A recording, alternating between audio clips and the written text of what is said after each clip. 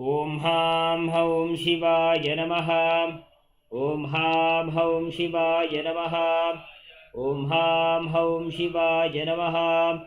ॐ हां हौं शिवाय नमः। ॐ हां हौं शिवाय नमः। ॐ हां हौं शिवाय नमः। ॐ हां हौं शिवाय नमः। ॐ हां हौं शिवाय नमः। ॐ हां हौं शिवाय नमः। Next, we're going to perform the Tatvachamanam, the ritualistic cleansing. Now, take your Panchavatram and Udani. Keep your right hand in the Gokarna Mudra in the shape of a cow's ear. Take one Udani, 1 spoon of water and pour it into your right palm. Each time the word Swadaha is chanted, sip the water from the bottom of the right palm and take another Udani of water into your hand for a total of 3 times. ॐ आत्मतत्त्वं शोधयामि स्वधा। ॐ विद्यातत्त्वं शोधयामि स्वधा। ॐ शिवतत्त्वं शोधयामि स्वधा। Now wash your right hand with the water from the Panchavatram and wipe your lips twice with the bottom of your right thumb. ॐ हां हृदयाय नमः। Then wash your hand again. With index, middle and ring fingers joined together, touch above the upper lip and below the lower lip. Then wash your hand again. With index finger and thumb joined together, touch your right nostril and your left nostril. With your ring finger and thumb, touch your right eye, your left eye, your right ear and your left ear. Then wash your hand again. With your little finger and thumb, touch your navel, your right chest and your left chest. And with all the fingertips joined together, touch the crown of your head, the right shoulder, the left shoulder and your heart center. Then wash your hand again. Now place your right hand over the left and place both hands on the right thigh.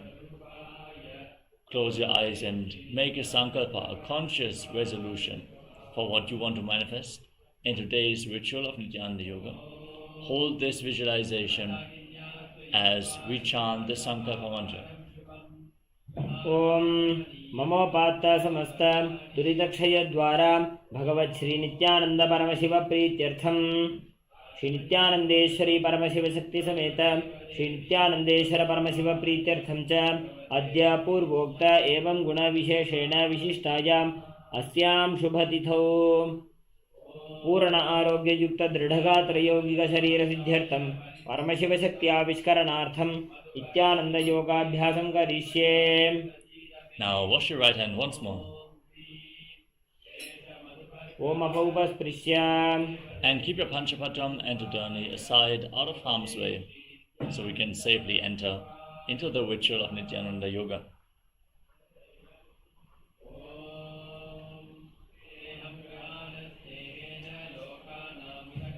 Let us now enter into the first asana of the sequence. Everyone please settle down.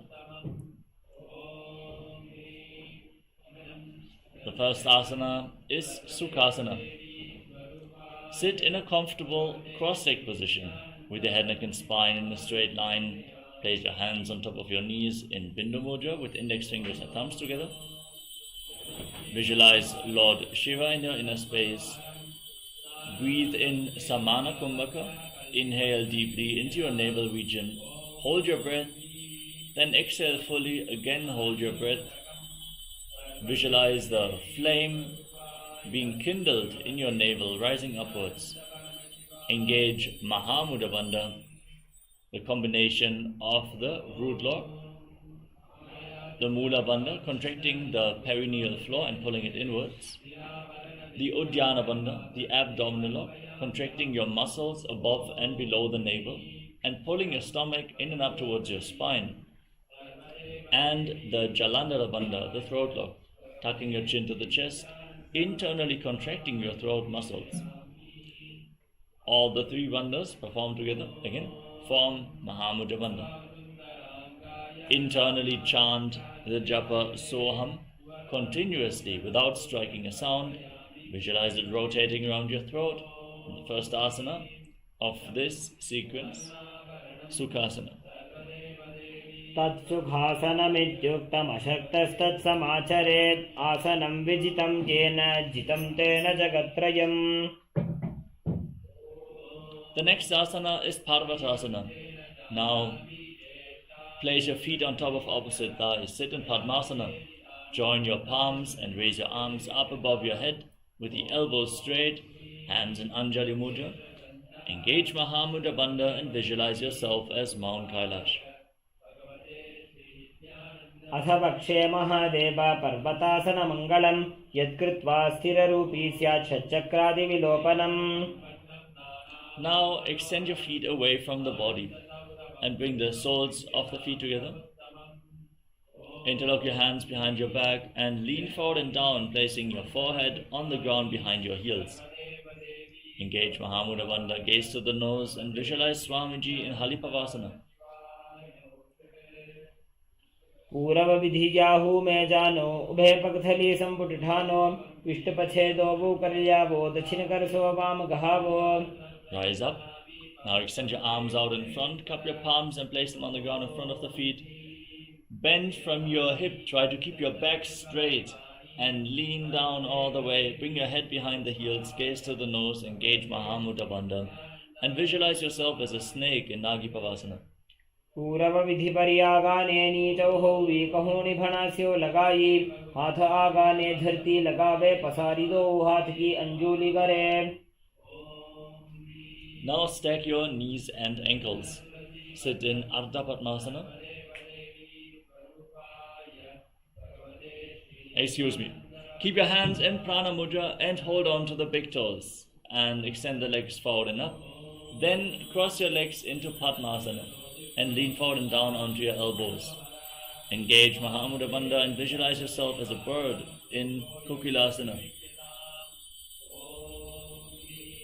अथान्यदासनं वक्ष्ये येन सिद्धो भवे नरः अकस्मात् वायुसञ्चारं कोकिलाख्यासनेन च. Now stack your knees and ankles and hold on to opposite elbows in front of your body. Start rotating your arms in a circular motion. Engage Mahamudra Bandha, gaze to the tip of the nose, visualize Swamiji in your inner space and change the direction of the movement every once in a while in Niti Asana. घोड़ा बाबा पाद की आशमाहिली सोज दक्षचरण को मार लोता परिकुल्फ समोज. The next asana is Gajasana. Place your hands flat on the mat and raise your hips up high. Straighten your legs and scoop your head and chest forward and down again and again. Hold your stomach in and up in Uddiyana Bandha and visualize yourself as an elephant in Gajasana. युग्जं पादाग्रे भूमौ कृत्वा लम्बी भूया मस्तकाग्रे निधाय. Next up is Vrikshasana from the same posture. Now push one heel into the mat and lift the other heel off the ground, alternating both sides again and again. Hold your stomach in and up and visualize yourself as a bear in Vrikshasana. एकैकं पादमाकुञ्च गजासनं कुर्यात् वृक्षासनं भवति. Now rise up, stand on the tips of the big toes if you can, and bring your hands in front of your chest in Hridaya Mudra, with index, middle and ring fingers joined together. Now engage Uddiyana Bandha and visualize Swamiji in Vaishyasana. केशेन पादयुगलं बद्ध्वा तिष्ठेत अधोमुखः अथ वैश्याः वक्षे यत्कृत्वा सत्यवान् भवेत्. Next up is Urdhva Janukarana. Now stand in Adi Mandi position, heels together, toes pointing outwards and knees bent. Bring your hands to the chest with the elbows raised and lift one knee up along your body in a circular motion, following along with the respective hand again and again in Urdhva Janukarana.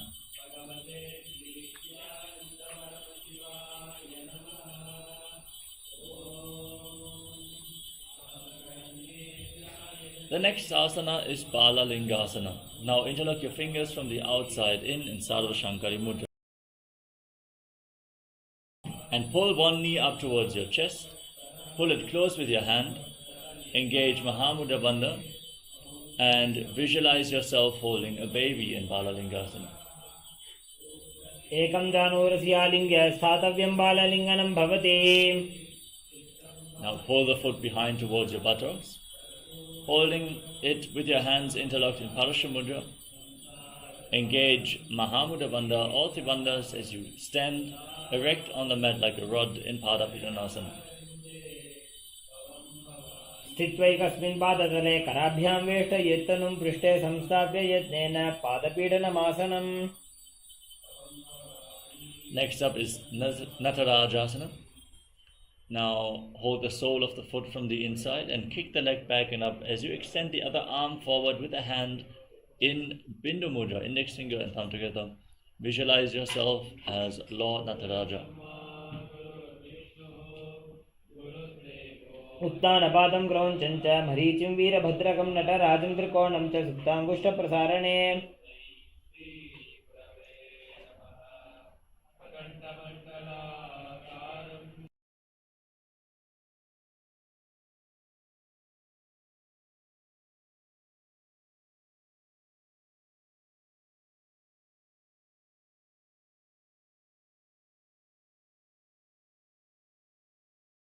Now repeat Balalingasana on the other side. Hold the other knee towards your chest and visualize yourself holding a baby as you engage all three bandhas. एकं जानूरस्यालिङ्ग्य स्थातव्यं बाललिङ्गनं भवति. Now pull the foot behind towards your buttocks. Hold it with both hands. Engage Mahamudra Bandha and visualize Swamiji in Parapitanasana.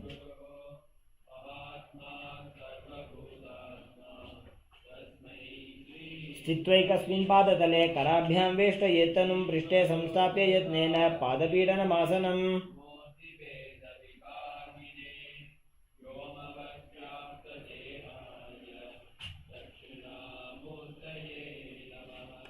The next asana is Natarajasana.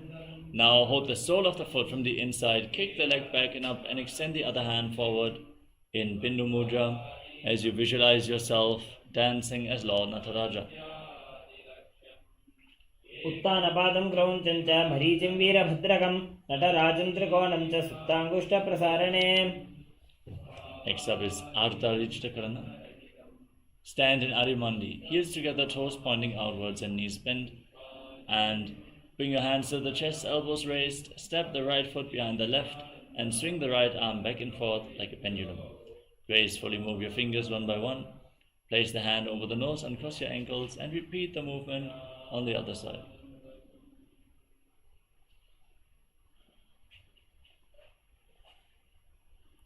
Next up is the skeleton dance. Now visualize yourself as a skeleton and shake your body intensely. Dance wildly on the mat as you move every bone of your body.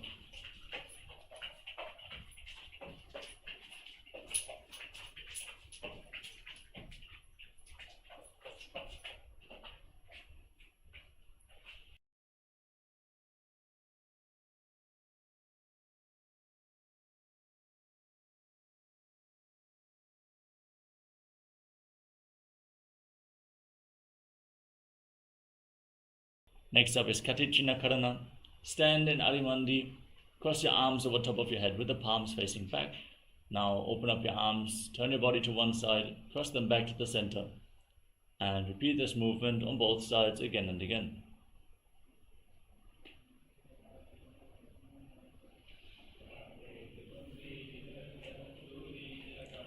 Now rise up onto the tips of your toes and raise your arms up parallel above your head. Engage all three bandhas, Mahamudra Bandha, and visualize yourself as a palm tree as you internally chant the new japa Shivoham in Tadasana. महामुद्राबद्धकोनौ ताडासनविभेदकान् विनोत्तानं सदा कुर्यादन्तर्पत्नीपतिप्रिया. Now lean forward and down. Place your palms on the mat if you can. Otherwise, lean down as low as possible. You can hold on to your calves and pull yourselves closer down. Bring your head towards the knees as you engage Mahamudra Bandha, all three bandhas. Visualize Swamiji in your inner space in Uttanasana. महामुद्राबद्धकोनौ ताडासनविभेदकान् विनोत्तानं सदा कुर्यादन्तर्पत्नीपतिप्रिया. Now walk your hands forward. Step your feet back into a tall plank position. Lock your throat in Jalandhara Bandha and start rotating your head from side to side as you visualize Swamiji in Tarakshasana. गजासनवस्थित्वा मस्तकं वारं वारं दक्षिणकुक्षिं सव्यकुक्षिं नयेत्. Now lower your body down onto your stomach and place the top of the feet flat on the mat, your hands at the side of the shoulders. Raise your head and chest up by the strength of your lower back. Open up your mouth and inhale through the hollow of your throat in Bhujangani Mudra as you visualize yourself as a cobra in Bhujangasana. अंगुष्ठनाभिपर्यन्तम् अधो भूमौ विनिन्यसेत् कराभ्यां च धरां धृत्वा ऊर्ध्वशीर्षफणीवहि. Now push your body up into the plank position and alternate pulling one knee in towards your chest back and forth. Breathe calmly through your nose, lead the prana along your spine and hold your breath on and off along the various energy centers in Sahaja Kumbhaka as you visualize Swamiji in Shashasana. गजासन संस्थितौ जानुद्वयमाकुञ्च्य वारं वारं कर्तव्यं शशासनं भवति. Now step 1 foot forward in between the two hands and simultaneously jump the front foot back and bring the other foot in between the hands again and again as you visualize yourself as a chariot in Rathasana. गजासन संस्थितौ एकैकं पादं पुरोमार्गेण भ्रामयित्वा कर्तव्यं रथासनं भवति.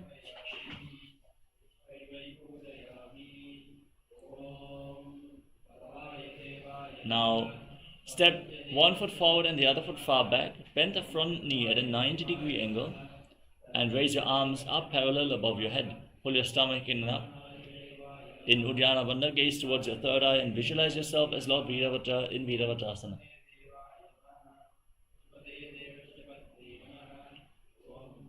वासिष्ठमथ कौण्डिन्यम् ऊर्ध्वकुक्कुटमेव च अष्टावक्रमथोत्थानं मयूरं सेतुबन्धनम्. Now exchange the position of your feet. Bend the front knee, pull your stomach in and up, raise your arms up, gaze up as you visualize yourself as Lord Viravatta in Viravatasana. वासिष्ठमथ कौण्डिन्यम् ऊर्ध्वकुक्कुटमेव च अष्टावक्रमथोत्थानं मयूरं सेतुबन्धनम्.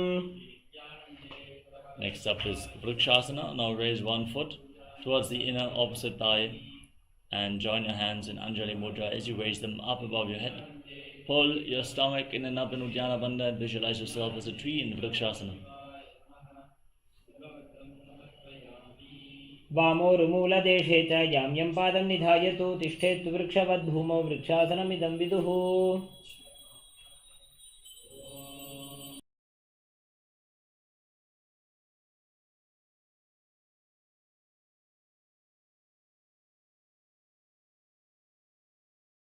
Next up is Garudasana. Now place the raised foot on top of the opposite hip and join your hands in Namaskara Mudra in front of your heart center.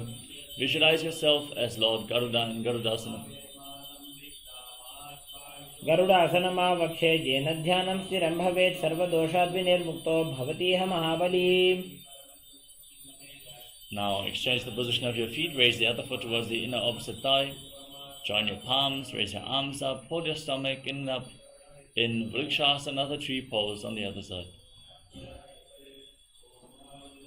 वामोर्मूलदेशे च याम्यं पादं निधायतु तिष्ठेत् वृक्षवद्भूमौ वृक्षासनमिदं विदुः. Now bring the raised foot on top of the opposite hip. Join your hands in front of your heart center in Namaskara Mudra and visualize yourself as Lord Garuda with big wings on your back in Garudasana. गरुडासनमावक्षे येन ध्यानं स्थिरं भवेत् सर्वदोषाद्विनिर्मुक्तो भवतीह महाबली. Next up is Trikonasana. Now step one foot forward and the other foot far back, back toes facing sideways. Keep your knees straight, extend your arms out parallel to the ground and lean forward and down. Place one hand at the foot, the other arm pointing straight up to the sky. Align your shoulders and twist your spine, gaze up and visualize yourself as a triangle in Trikonasana. उत्तानपादं क्रौञ्चं च मरीचिं वीरभद्रकं नटराजं त्रिकोणं च सुप्ताङ्गुष्ठप्रसारणे. Now rise up, exchange the position of your feet and lean down towards the other side as you repeat Trikonasana, the triangle pose on the other side. उत्तानपादं क्रौञ्चं च मरीचिं वीरभद्रकं नटराजं त्रिकोणं च सुप्ताङ्गुष्ठप्रसारणे. Next up is Nikuttaka Karana from Arivandi position. Raise one heel off the mat and bring your hands in front of your chest with the palms facing each other. Now stomp the raised heel down to the mat, lift the other heel up and exchange the position of your hands in front of your chest again and again.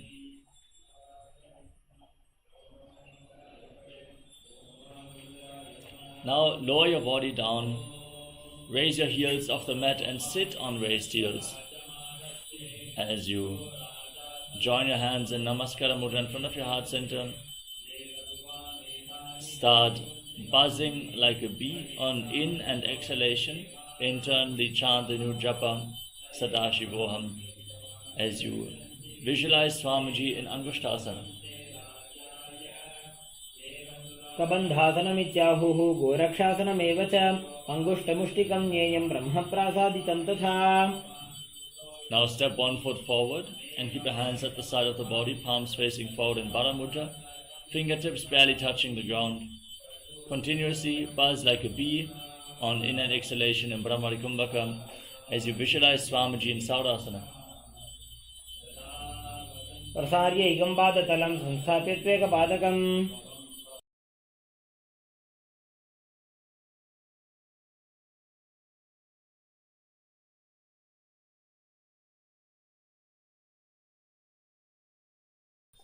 Now lean forward and down and hold onto the front foot with the respective hand in Prana Mudra. Hold onto the big toe and hold onto the back heel with the other hand. Visualize Swamiji in your inner space in Vidunanasana. गुल्भस्थितो पादमेकं प्रसाद्य तत्पादाग्रं संस्पृश्य तत्करेण.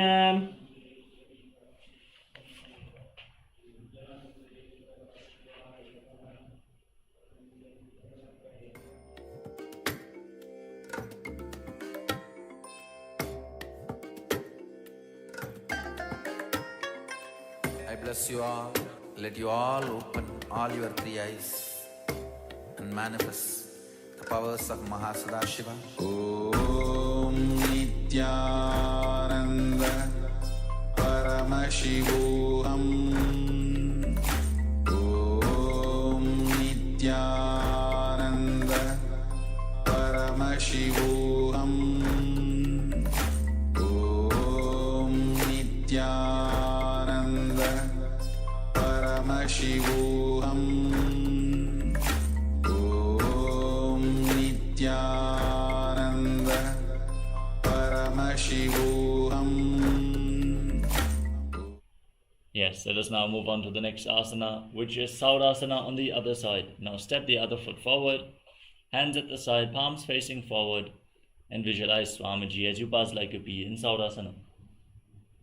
प्रसार्यैकं पादतलं संस्थाप्य त्वेकपादकम्. Now lean forward and down, hold onto the big toe in Prana Mudra and the back heel with the other hand, balance, and visualize Swamiji in Vidunanasana. गुल्भस्थितो पादमेकं प्रसार्य तत्पादाग्रं संस्पृश्य तत्करेण.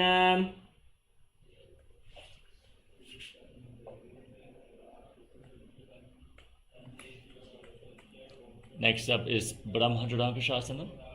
Now step both feet in and sit on raised heels. Slightly separate your knees and place your hands on top with the palms facing up. Lock your chin to the chest and gaze through the gap between the palms as you visualize Swamiji in your inner space in Brahmajudankashasana.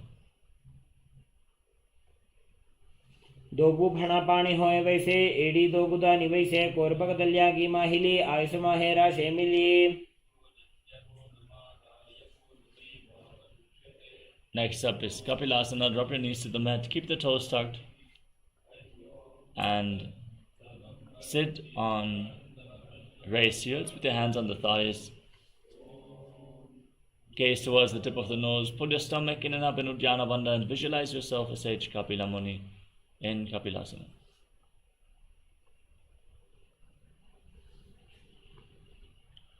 उभय पग धली समट हरावे तिनको माहिली core मिलावे फना पानी उकड़ होए वैसे AD दो बूजोनी निवैसे.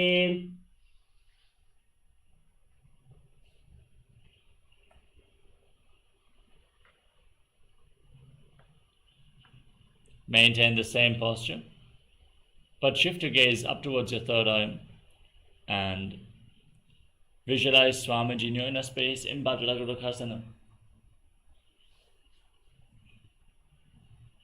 दो भूपकदली संपुट करे कोरबारली भूपर इधरे. Next up is Suryasana. Now raise your knees off the ground, keep them wide apart, and sit on the heels with the soles of the feet together. Join your thumbs and little fingers and open up your hands, resembling a lotus flower in Padma Mudra. Raise your arms up over top of your head and visualize Lord Surya in your inner space in Suryasana. एडी दो बुगुदा तरियाणे फणा पाणी बैठक पुनिठाने गोड़ा जंघ अधर करी रहे आड़े वाम इसी विधि गहे.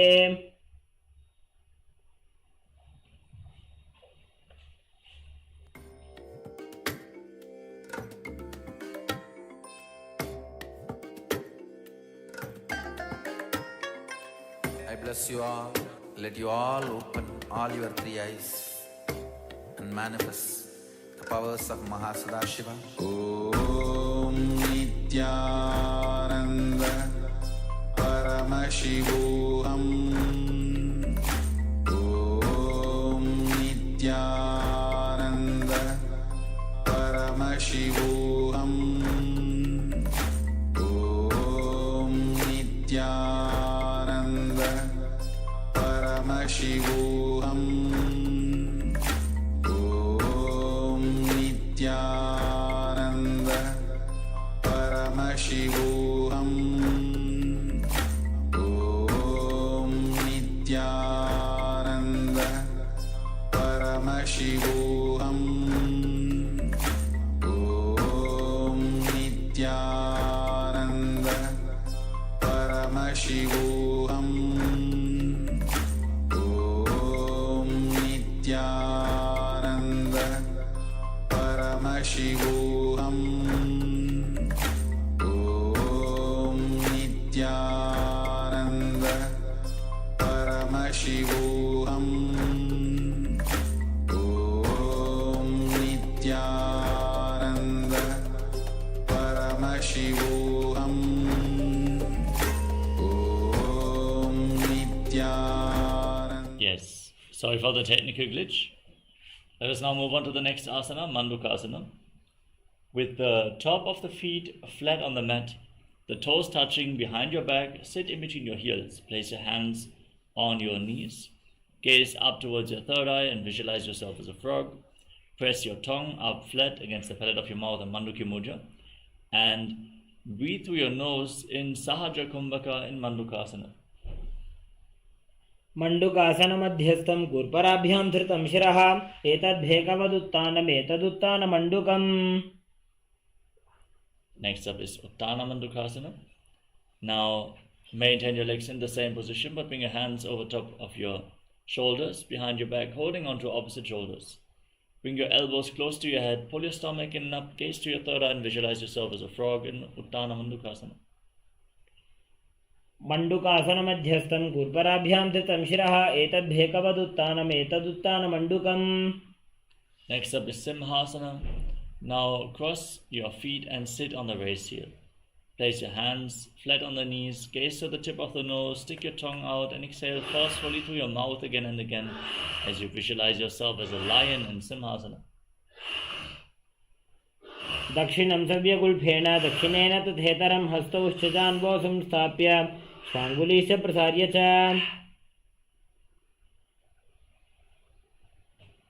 Next up is Patrasana. Now separate your knees and bring the soles of the feet together behind your back. Sit on the heels and cross your arms behind your back, holding onto the big toes in Prana Mudra with index and middle fingers. Engage Jalandhara and gaze to the nose as you again start buzzing like a bee on in and exhalation in Brahmari Kumbhaka, visualizing Swamiji in Bhadrasana. गुल्भौ च वृषणस्याधो व्युत्क्रमेण समाहितः पादाङ्गुष्ठोकराभ्यां च धृत्वा च पृष्ठदेशतः. Next up is Kakapushandi Asana. Place your feet flat on the mat, bring your hands through the legs and behind your back. Try to interlock your fingers in Padasha Mudra as you gaze towards the tip of the nose and visualize yourself as a crow in Kakabhushandi Asana. प्रथमे वैस कुकट ठाने दो हाथ पगम नीच आने. Next up is Kanipavasana. Place your palms on the mat. Bring your knees onto your arms towards your armpits. Raise your hips, straighten your legs and lean forward. Find balance and lift your feet off the ground. Visualize Swamiji in Kanipavasana. आसन को गुणाशी दुष्टा होई तो आछी होई.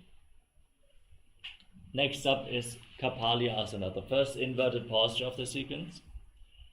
We request all the participants to take the necessary precautions for these inverted postures. If you suffer from any neck or spine injuries, or you have high blood pressure, or you are currently in pregnancy or suspecting you might be pregnant, please don't perform any of these straining asanas. Consult with your doctor whether this is safe for you. If you feel unstable in the inverted postures, you can lean against a wall or ask a partner to assist you in the performance of these asanas. Now, place your head on the mat and form a triangle between your head and your hands. Raise your hips above the shoulders, keep the knees on the elbows, raise your legs off the ground and straighten them up into a headstand. Gaze towards the tip of the nose, visualize Swamiji and buzz like a bee in Kapali Asana. शीश शीशा धरती टेकी पकड़ो भूमि लिवा ऊंचा कुकरे. Lower your body down.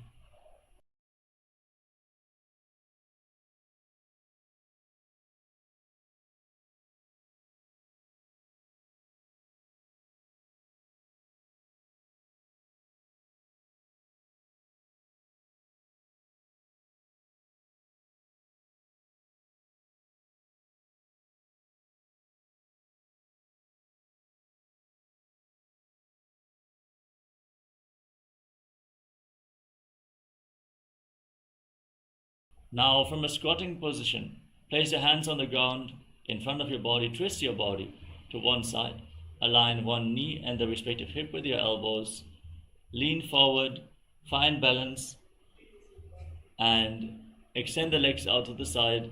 Gaze towards your third eye and visualize yourself as a peacock in Parsvamayurasana. मयूरम दंडवत कुर्यान मयूरम दंड नामकम. Now, twist your body in the opposite direction. Lean forward, find balance, extend the legs out to the side as you gaze to your third eye, visualizing yourself as a peacock in Parsvamayurasana. मयूरम दंडवत कुर्यान मयूरम दंड नामकम. Now, walk your hands forward into a plank position and step one foot outside the respective shoulder in between the two hands.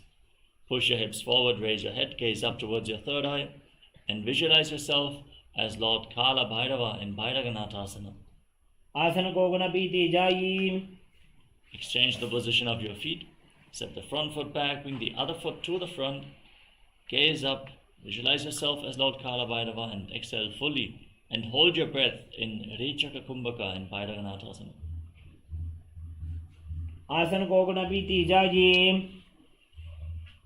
Next up is Unmukha Pitasana. Now bring your forearms on the mat and raise your hips up high. Keep your knees straight. Try to bring your heels to the mat. Lift your head and gaze towards your third eye as you visualize Swamiji in Unmukha Pitasana.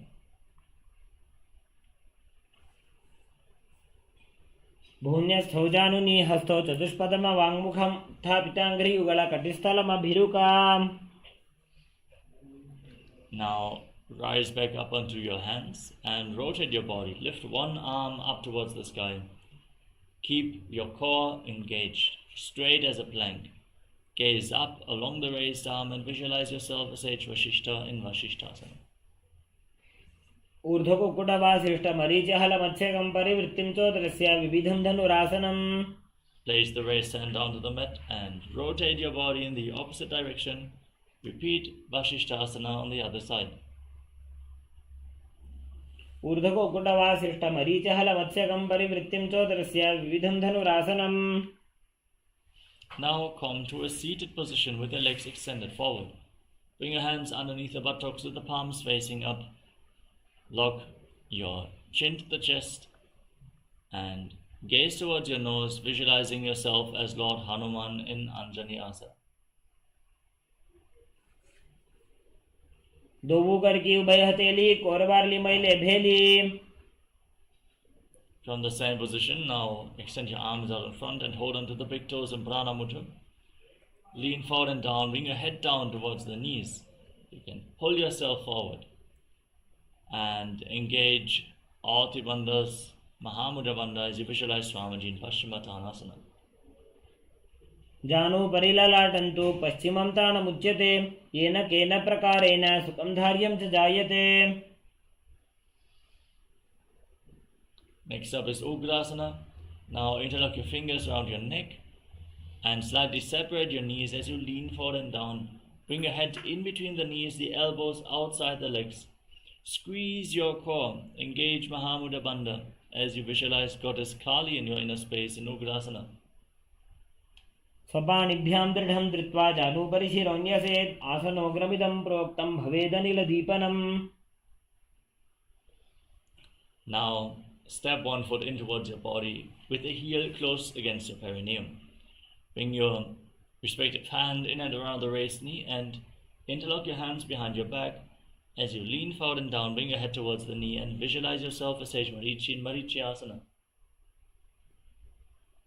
उत्तानपादं क्रौञ्चं च मरीचिं वीरभद्रकं नटराजं त्रिकोणं च सुप्ताङ्गुष्ठप्रसारणे. Now drop the raised knee to the side, keep the heel firmly pressed against the perineum and lean forward and down. Hold onto the front foot with both hands. Engage Mahamudra Bandha as you gaze to your nose in Mahamudrasana. महामुद्रां प्रवक्ष्यामि तन्त्रेऽस्मिन् मम वल्लभे यां प्राप्य सिद्धा सिद्धिं च कपिलाद्याः पुरागताः.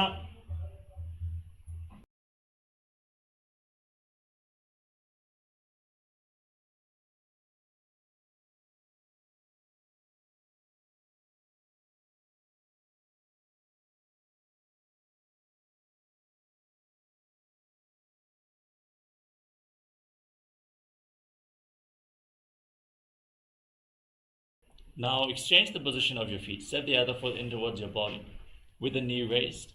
Bring the arm in and around the raised knee. Interlock your hands behind your back and visualize yourself as Sage Marichi in Marichiyasana.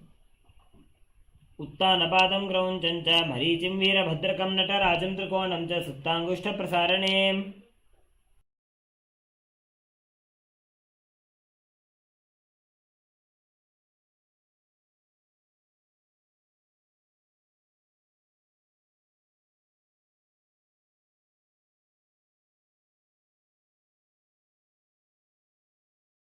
Now drop the waist into the side. Keep the heel against the perineum. Lean forward and down. Hold onto the front foot. Exhale all the way. Hold your breath. And engage all the bandhas as you visualize Swamiji in Mahamudrasana. महामुद्रां प्रवक्ष्यामि तन्त्रेऽस्मिन् मम वल्लभे यां प्राप्य सिद्धा सिद्धिं च कपिलाद्याः पुरागताः. Now join the soles of the feet together in front of your body. Interlock your fingers around the toes and pull them firmly in towards your perineum. Gaze up towards your third eye and visualize Swamiji in your inner space in Bhadrasana 2. गुल्फौ तु वृषणस्यादः सीबन्त्याः पार्श्वयोः क्षिपेत्. Next up is Gvalipavasana. Now extend your feet away from the body. Keep the toes together and separate your heels. Place your hands on the respective knees as you lock your chin to the chest and gaze to the nose, visualizing Swamiji in Gvalipavasana. पूरव चर्पट चौक कक्षो सोजी बाही विधि जोगी जे सोजी यामे AD भिन्न च राशे अंगुल 8 अंतरो राशे. Next up is Joni Asana. Bring your feet back in towards your body. Soles of the feet together. Hold on to the soles with all 10 fingers. As you lean forward and down, place your forehead on the ground. Gaze to the tip of the nose and visualize Yoni Mandala, the visual representation of Devi Paramashiva Shakti in Joni Asana. दोबू पगतले संपुट करे AD made के ढिंग दरे. Next up is Midaki Pavasana. Extend your feet away from the body. Keep your toes together and keep your heels together and separate the toes. Extend your arms out to the side and lean forward and down. Bring your forehead on the ground behind your heels as you visualize Swamiji in your inner space. दोबू पकदली संपुट करे एड़ी made के ढिंग दरे.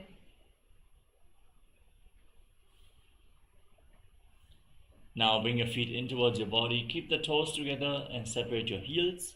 Scoop your hands below the shin with the palms facing up and bring your head on the mat, your toes against your throat, and gaze to the tip of the nose, visualizing Lord Surya in your inner space in Siddha Samadhi Asana. दोबू पकदली संपुट करे 16 made आगा में धरे. Now rise up, hold onto the soles of your feet and open them up like a book. Bring your elbows onto the thighs, bring your knees to the ground and gaze to the nose. Visualize Swamiji in Chinaki Pavasana. दो बगा की एड़ी धरती मगिवा मेढ़ लगावे. Now place your hands on the respective knees, push them down to the ground as you gaze to your third eye and pull your stomach in and up in Janapada Chokasana. दोबू पकदली संपुट धारे आगा ने करे जारे पसारे. Now rotate your feet with the support of your hands. Lift your heels up, toes to the ground. Then bring the knees to the mat, hands on the knees in Bindu Mudra. Pull your stomach in and up, gaze to your third eye and visualize yourself as Lord Kala Bhairava in Bhairavasana. गुल्भौ संपीड च न्योन्यं व्युत्क्रमेणोत्थितं शनैः. Now bring one heel against the perineum and lift the sole of the foot against your chest. Gaze up and visualize Swamiji in Samanasana. समानासनमावक्षे सिद्धमन्त्रादि साधनात्. Now lift the raised leg over top of the respective shoulder and extend the other leg forward and up. Gaze to your third eye and visualize Swamiji in Apanasana. केवलं पादमेकं च स्कन्धे चारोपयेत् ततः. Now exchange the position of your feet, bring the other heel against the perineum, sole of the opposite foot against your chest, gaze up and visualize Swamiji in Samanasana. समानासनमावक्षे सिद्धमन्त्रादि साधनात्. Now bring the leg over top of your shoulder, hands at the side, extend the opposite leg forward and up, gaze to your third eye and visualize Swamiji in Apanasana. केवलं पादमेकं च स्कन्धे चारोपयेत् ततः. Now stack your knees in front of your body, keep your heels outside opposite hips. Interlock your hands on top of your knees, gaze to the nose and visualize the face of a cow in your inner space in Gomukhasana. सव्ये दक्षिणगुल्भं तु पृष्ठपार्श्वे योजये दक्षिणेऽपि तथा सव्यं गोमुखं यथा. Now hold onto the big toes and prana mudra with index and middle fingers. Pull your stomach in and up, breathe in Siddhkari Kumbhaka. Hiss through your teeth on the inhalation, exhale through your nose. And visualize yourself as Rishika Anasuya as you internally chant Om Nityanandoham in Anasuyasana. दक्षिण कोण नीचे उठाने बाबोता के ऊपर आने. Interlock your hands behind your back and lean forward and down. Place your head down, bring your nose to the mat and visualize yourself as Rishika Anasuya in Anasuyasana too. जीमणा गोदा की संधि उपरिड़ा वागोड़ा की संधि.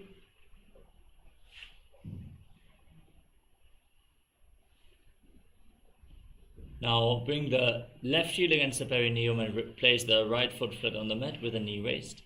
Hands on the respective knees, gaze to the tip of the nose and visualize yourself as Lord Garuda in Garudasana too. डाबो पग मोड़ी एड़ी माहिलो गुल्फमूल द्वारनी चाहिए. Now raise your perineum onto the heel. Interlock your fingers around your neck and twist your elbows outside the raised knee. Gaze up towards your third eye and visualize yourself as Sage Narada in Naradasana. पिष्टिज वाम पगदली केरी भूपरिता ही लगावे फेरी. Now place the left foot on the right thigh and keep the right knee raised. Hold onto the right shin and big toe as you gaze to the nose and visualize Matsya, the fish avatar of Lord Vishnu in Matsya Pitakasana. वामे न वामांगुष्टंतो गृहीतं मत्स्य पीठकम्. Now again stack your knees in front. Interlock your fingers on top and visualize the face of a cow in Gomukhasana. सव्ये दक्षिणगुल्भं तु पृष्ठपार्श्वे नियोजयेत्.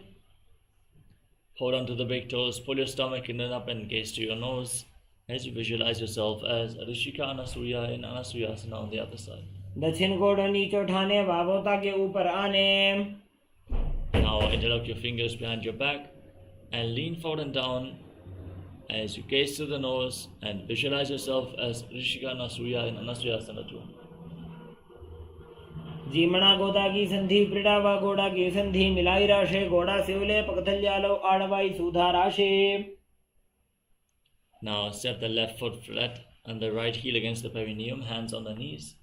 Gaze through the nose and visualize yourself as Lord Garuda in Garudasana 2. डाबो पग मोड़ी AD माहिलो गुल भबूलत बारनी चाहिए. Now raise your perineum onto your heel, interlock your fingers around your neck and twist your elbows outside the raised knee. Gaze towards your third eye as you visualize yourself as Sage Narada in Naradasana. पिष्टजुवाम पकदली Gerry भूपरिता हिलगा way Pheri. Now place the right foot on the left mat, left thigh, hold on to the shin and the big toe of the left leg and gaze to the tip of the nose and visualize Matsya, the fish avatar of Lord Vishnu. वामे नवामांगुष्ठन्तो गृहीतमच्च पीठकम्. Next up is Matsyendasana. Extend your legs forward, place the left foot on the right thigh, raise the right knee, twist the left elbow outside the raised knee, bring the hand to the ear and the other hand to the ground behind you. Gaze up and visualize Sage Matsyendranath, the master of Hatha Yoga in Matsyendasana. उदरं पश्चिमाभासं कृत्वा तिष्ठति यत्ततः नम्राङ्गं वामपादं हि दक्षजानुपरिन्यसेत्. Now extend your front hand down towards the foot around the raised knee and bring the other hand to the ear. Gaze up and visualize yourself as a camel in Kubasana. आसन को गुण झोलो जाए. Now place the hand from the ear to the ground behind you. Twist your spine further, gaze up and visualize Sage Matsyendranatha in Matsyendasana 2. मत्स्येन्द्रपीठं जठर प्रदीप्तिं Prachanda रुक्मण्डल खण्डनास्त्रम्. Now exchange the position of your feet. Place the right foot on the left thigh, raise the left knee, twist your right elbow outside the raised knee. Gaze up and visualize Sage Matsyendranatha in Matsyendasana on the other side. उदरं पश्चिमाभासं कृत्वा तिष्ठति यत्ततः. Now extend the front hand down to the foot and hold the back ear with the other hand. Gaze up towards your third eye and visualize yourself as a camel in Kubasana. आसन को गुण झोलो जाए. Next up is Matsyendasana 2. Now place the hand from the ear to the ground behind you and gaze up towards your third eye, visualizing Sage Matsyendranatha. मत्स्येन्द्रपीठं जठर प्रदीप्तिं Prachanda रुक्मण्डल खण्डनास्त्रम्. Now place your feet on top of opposite thighs and keep your hands flat on the knees. Push your tongue out through your lips and contract your lips as you inhale through your mouth and exhale through your nose in Sita Kumbhaka. Engage Mahamudra Bandha and gaze to the tip of the nose, internally chanting Om Nityananda Mahasadashivoham as you visualize yourself as Lord Shiva in Padmasana. आसनं द्विविधं प्रोक्तं पद्मं वज्रासनं तथा. Now cross your arms in front of your body and hold onto the big toes in Prana Mudra. Gaze towards the tip of the nose and visualize yourself as Goddess Parvati, the consort of Lord Shiva in Padmasana 2. उत्तानौ चरणौ कृत्वा ऊर्ध्वंस्थौ प्रयत्ततः. Now bring your hands through the legs, place your palms on the mat and breathe calmly through your nose in Sahadra Kumbhaka as you visualize yourself as a rooster. Lift your body off the ground and balance in Kukutasana. आसनं द्विविधं प्रोक्तं पद्मं वज्रासनं तथा. Now rise up onto the knees and place your palms on the mat, fingers pointing towards your body. Lean onto your navel and extend your legs off the ground as you visualize Swamiji in Baddhakikyasana. धरामौष्टभ्यकरद्वयेन तत्पूर्वपरिस्थापिता नाभिपार्श्वः.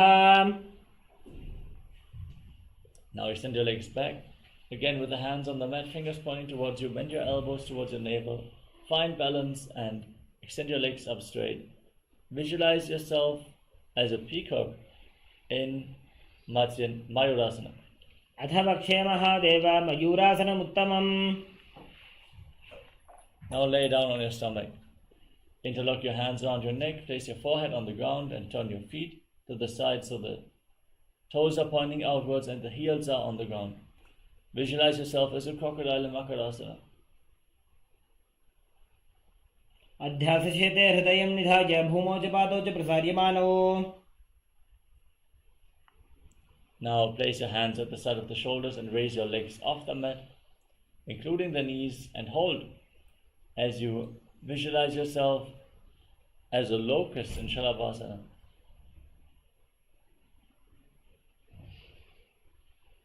अध्यासशेते करयुग्मवक्षो भूमिमवष्टभ्यकर्यो स्थलाभ्याम्.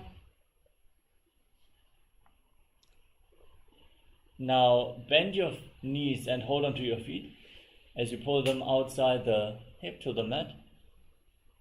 Visualize yourself as a camel in Ushtrasana.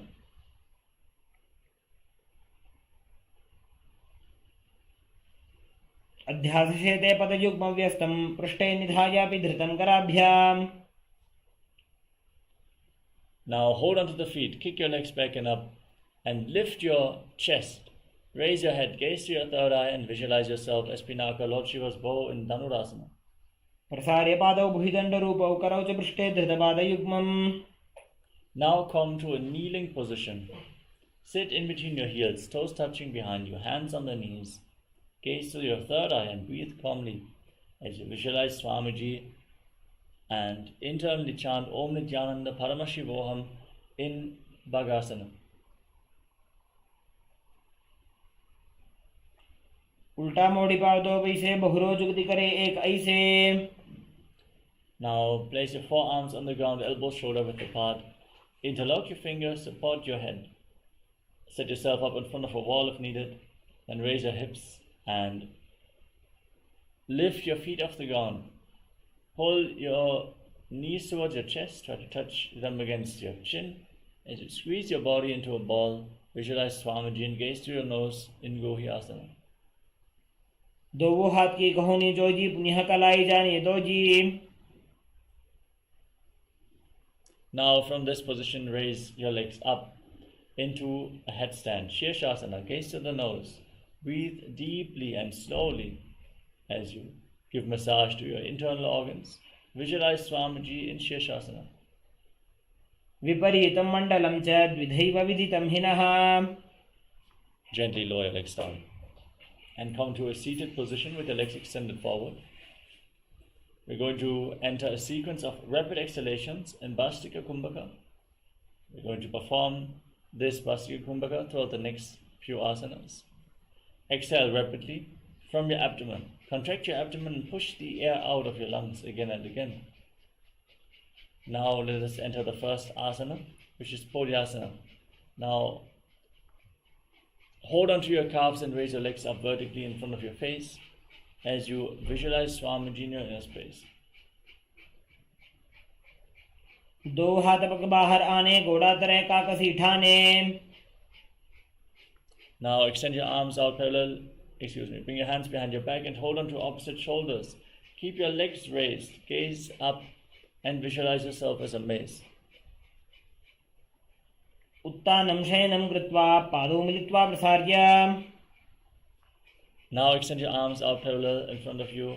Keep your legs raised, engage your core intensely as you gaze to your third eye and visualize yourself as a boat in Naukasana. उत्तान शयनं कुर्पराभ्यां भूमिं वष्टभ्याम्. Now scoop your hands below the feet and pull them in towards your chest. Still breathing rapidly as you gaze to the nose, visualize yourself as Lord Rudra in Rudrasana. पगथली संपूट करिहादस्य पग उचाजी. Relaxed. You can breathe calmly now. Lay on your back with your feet flat, knees raised. Place your palms on the ground just behind the heels and push the hips off the ground. Now breathe in Mudra Kumbhaka. Inhale deeply, hold your breath and freely move the retained prana within your body by the force of your will as you visualize Swamiji in Unmukha Pitasana too.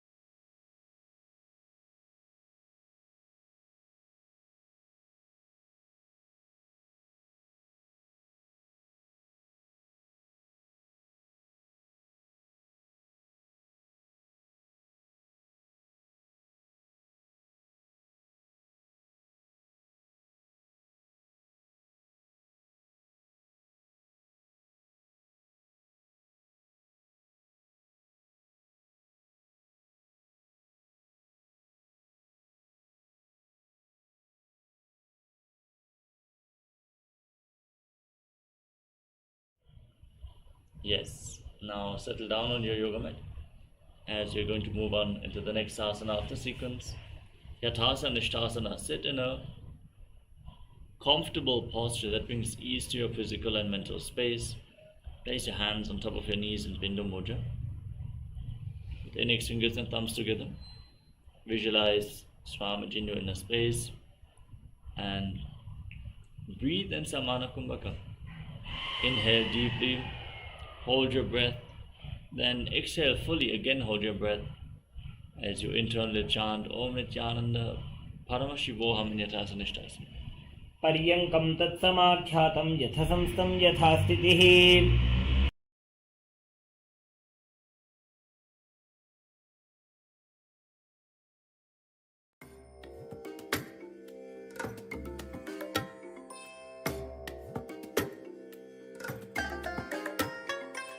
I bless you all. Let you all open all your three eyes and manifest the powers of Mahasadashiva. Om Nityananda Paramashivoham. Om Nityananda Paramashivoham. Om Nityananda Paramashivoham. Om Nityananda Paramashivoham. Om Nityananda Paramashivoham.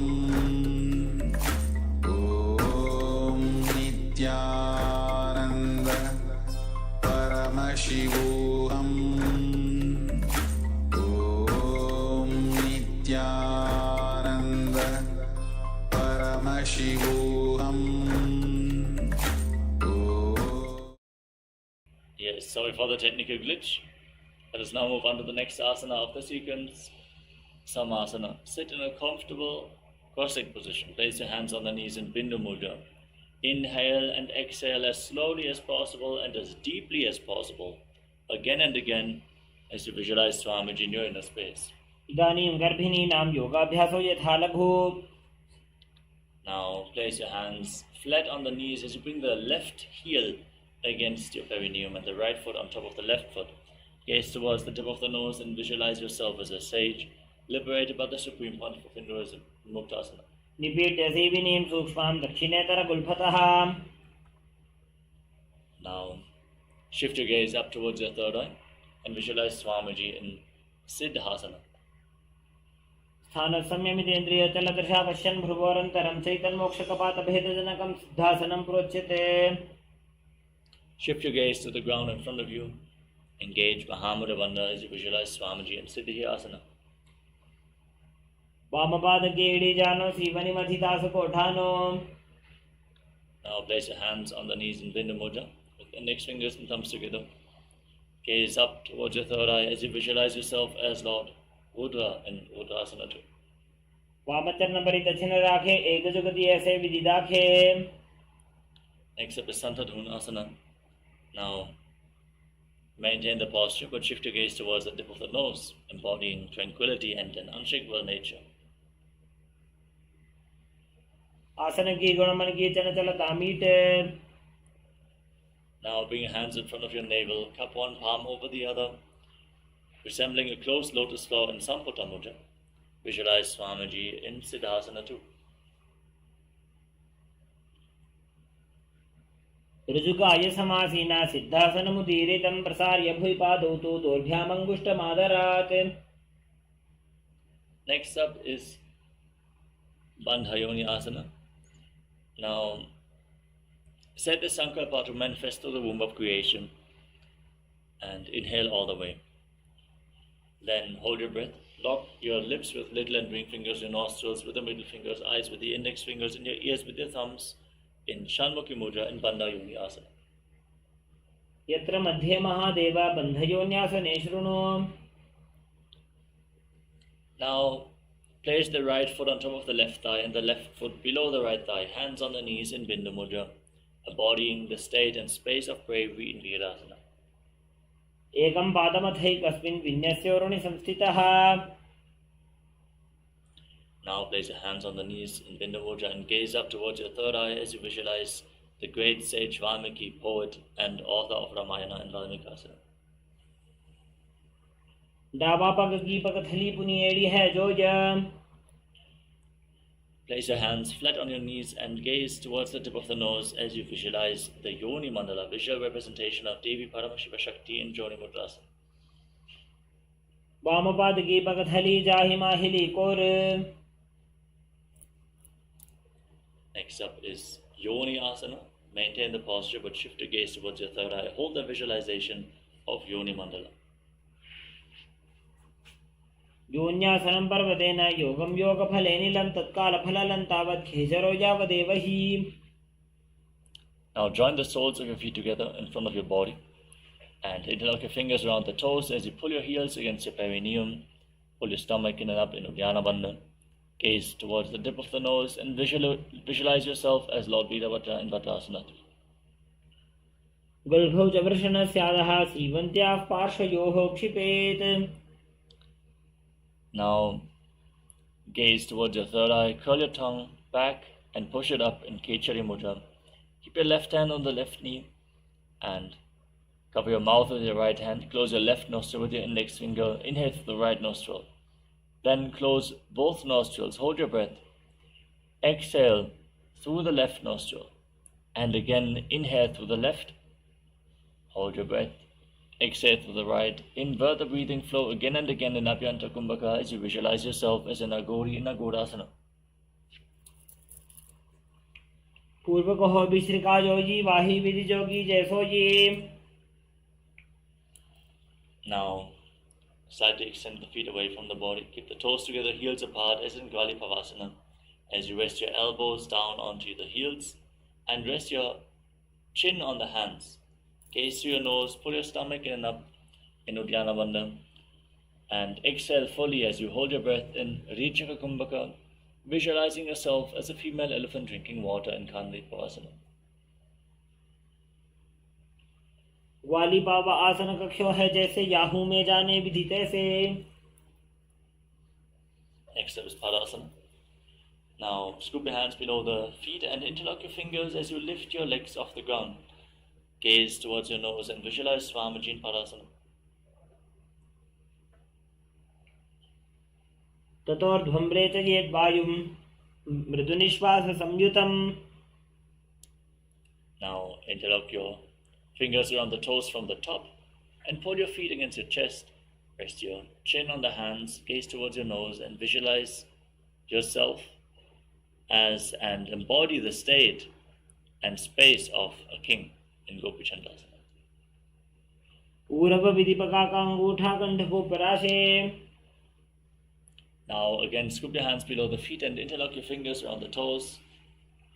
As you lift your feet up towards your chest, gaze to the nose and visualize your body free from any defects in Uddanasana. दोबो भगतले संपुट ठाने उभय हस्तकरे वरदहिताने.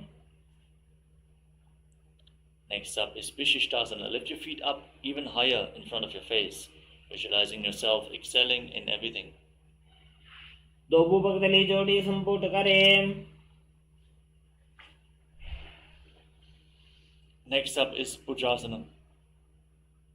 Now, lift your legs up over top of the respective shoulders and bend your arms up. Hold onto your neck with both hands as you visualize yourself as a cobra in Bhujasana. शिरासनं तु विघ्नेजं कक्षासनमतः परम्. With the legs over top of your shoulders, bring your hands behind your lower back. Try to interlock your fingers as you gaze towards the tip of the nose. Keep your feet off the ground and visualize yourself as a beautiful, auspicious goddess in Kalyanasana. दो हाथ पगम बीच आने तिनको गोड़ा नीचे ठाने. Now place the top of the left foot on the mat and sit on the left heel. Stick the right knee over the left. And place your hands on opposite knees. Gaze forward in Vaishnavi Mudra without focusing on any external objects. As you visualize yourself as an elegant swan and breathe in Ujjayi Pranayama. Make an ocean-like sound from your throat as you inhale through nostrils and mouth at the same time and exhale through your nostrils in Sankatasana. वामपादं चितेर्मूलं सन्न्यस्य धरणीतले. Now slide the left foot outside the hips, sit in between your heels. Place your hands on top of the knees. Hold your stomach in and up and visualize a cow in your inner space in Dhenukasana. अनुषागिनकरपञ्चडं वृषीलिन्दकल्यम्नीम्. Next up is Machandasana. Place the right foot on the left thigh and the left foot on the right knee. Bring your left hand behind your back and twist your spine once you catch a hold of your thighs. Twist your spine even further. Gaze up and visualize Swamiji in Machandasana. वामजङ्घपरदक्षिणठाने वामहस्तपिष्ठे स आने. Now untwist your spine, hold on to the big toes, and lean forward and down as you place your forehead on the ground. Visualize Swamiji in Machandasana too. प्रथमजी मनोतर्नजोजी वामजङ्घपरिराखे sooji. Now rise up, interlock your fingers and place them on the left knee, the top knee. As you engage Mahamudra Bandha, all three bandhas, visualize Swamiji, your Guru in your inner space in Guru Asana. ऊर्मूलेतरपादस्य कनिष्ठिकाप्रदेशगुल्भं संस्थाप्य. Next up is Sankatasana on the other side. Place the top of the right foot on the mat and stick the left knee over top. Now place your hands on opposite knees, gaze forward and visualize yourself as an elegant swan as you breathe in Ujjayi Pranayama and Sankatasana. वामपादं चितेर्मूलं सन्न्यस्य धरणीतले.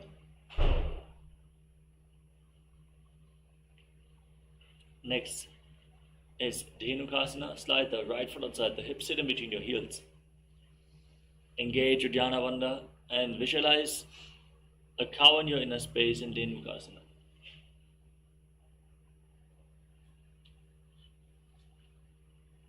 वामपादं चितेर्मूलं सन्न्यस्य धरणीतले.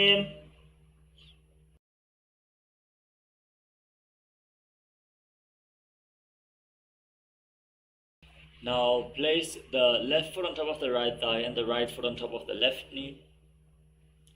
Twist your spine, bring the right arm behind your back and hold on to opposite thighs. Keep your back straight, gaze up towards your third eye and visualize Swamiji in Machandasana. वामजङ्घपरदक्षिणठाने वामहस्तपिष्ठे स आने. Untwist your spine, hold on to the big toes and lean forward and down. As you place your forehead on the mat, visualize Swamiji in Machandasana too. प्रथमजी मनोतर्नजोजी वामजङ्घपरिराखे sooji. Rise back up again, interlock your fingers and place your hands on the right knee. As you engage Mahamudra Bandha, visualize Swamiji in Guru Asana. ऊर्वूले इतरपादस्य कनिष्ठिकाप्रदेशगुल्भं संस्थाप्य.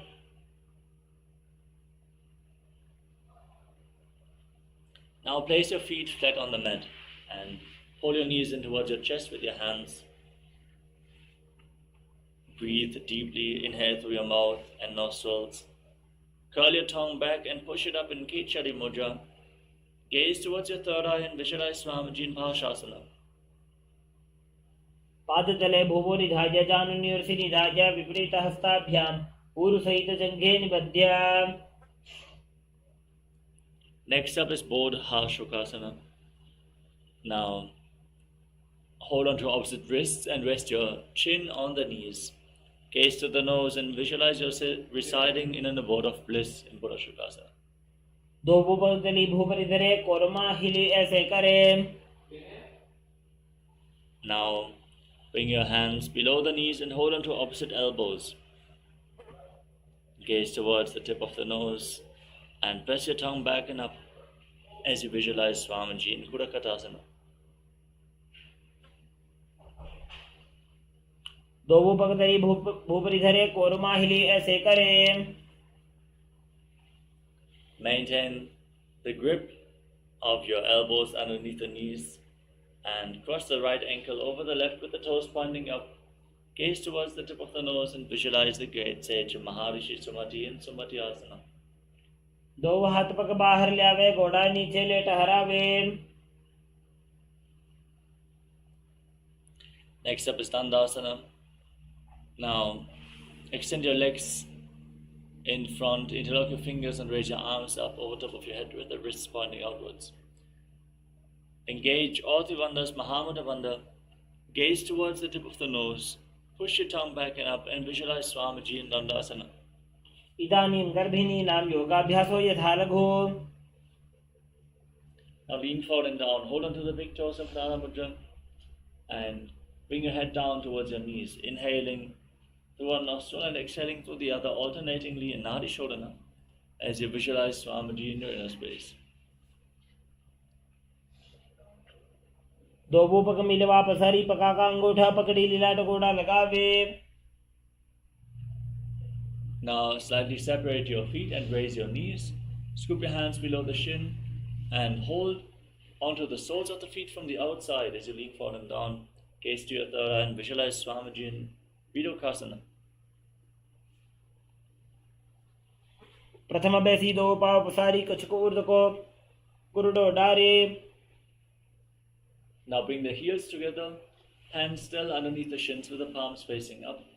Separate your toes and rest your chin on the heels as you gaze to the tip of the nose and visualize Swamiji in your inner space in Jalandhari Pavasana.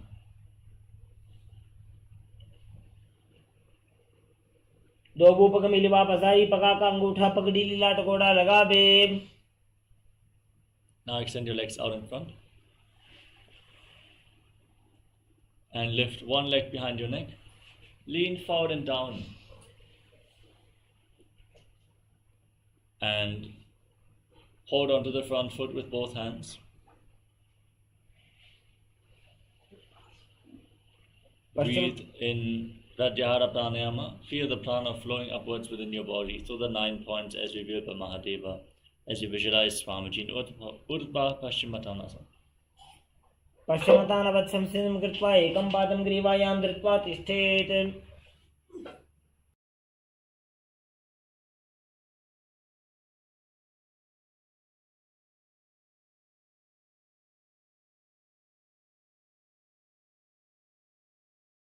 Now lean back with the leg behind your neck, hold on to the foot, gaze towards the tip of the nose and visualize you are infinite, endless, eternal, Ananta in Anantasana. उत्तानशयनी एकैकं पायी ग्रीवायां विन्यस्य। Now roll onto the side of the hand which is holding onto the foot behind your head. Gaze towards your nose and feel in complete control in Ankushasana. उत्तानसहितः एकैकं पादं ग्रीवायां कुर्वन्।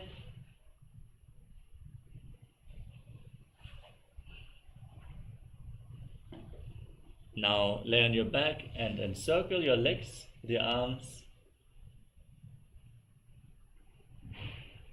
Great. Ma Suganyana Sarupini successfully manifested Anantasana. That is great, Ma.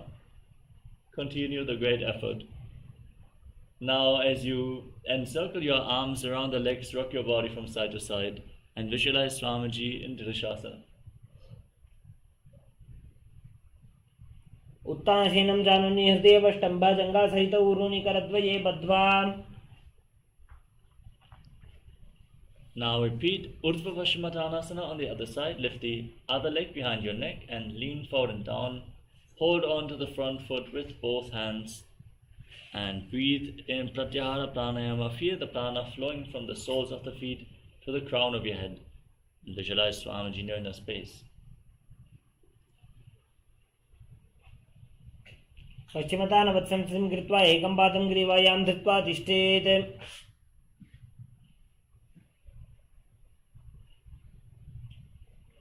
Now lean back with a foot behind your head and hold onto the foot. Extend the other leg forward. Gaze towards the tip of the nose and visualize you are infinite, endless, eternal Ananta in Anantasana. उत्तानसहितः एकैकं पादं ग्रीवायां कुर्वन्। Now roll onto the side of the hand, holding onto the foot. Gaze to the nose and feel in complete control in Ankushasana. उत्तानसहितः एकैकं पादं ग्रीवायां कुर्वन्। The next asana is Yoga Nidrasana. As you lay on your back, one by one lift your feet up behind your neck. If you cannot bring the legs behind your head, don't worry, you can pull them towards your chest or bring them over your shoulder instead. Then interlock your hands around your lower back, gaze towards the tip of the nose and visualize Swamiji in your inner space.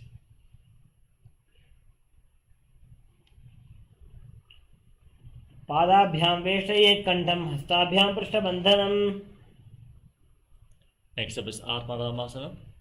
Now hold on to your neck with your hands as you keep the legs over top of the shoulders and gaze to the nose, visualizing Lord Vishnu is blessing you from within. Atmaram आसन प्रथम सुधोसोबे. The next asana is Kochikasana. Lay down on your back and extend your arms out to the side. Pull your knees up towards your chest with the soles of the feet facing upwards. Gaze towards your third eye as you visualize Swamiji in your inner space. दो हाथ सीधा सा करे, 300 उबेस पा करे. Now drop the left knee to the side, extend the right leg straight down. In Jatara Parivriti 1, visualize Swamiji, then bend both knees to the side.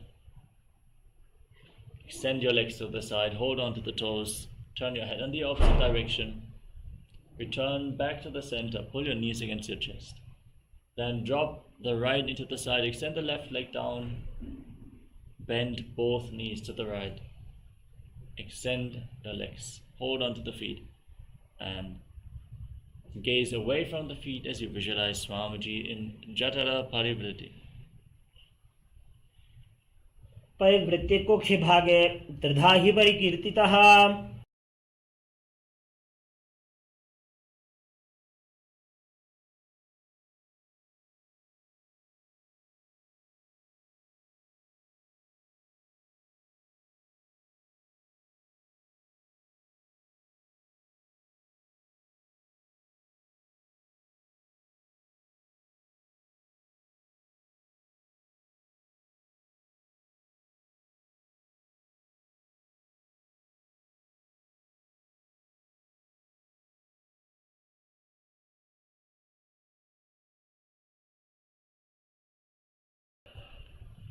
Now lay on your back and place your feet flat on the mat. Keep your knees raised. Hold on to your ankles and push your hips off the ground. Lock your chin to the chest. Contract the perineal floor. Hold your breath intensely in Mocha Kumbhaka. Gaze towards the tip of the nose and visualize yourself as sturdy as a bridge in Dvipada Pitam. प्रतिक्रियायुतं द्वन्द्वपीठ सर्वबलप्रदम्. Now bring your hands over top of the respective shoulders. Palms on the mat, fingers pointing towards your feet. Push your hips off the ground. Walk your hands and feet together. And raise your hips even more. Breathe calmly through your nose in Sahaja Kumbhaka as you visualize yourself as sturdy as stone furniture in Paryankasana. उत्तानशयनं नमस्ततलाभ्यां भूमिं वष्टभ्याम्.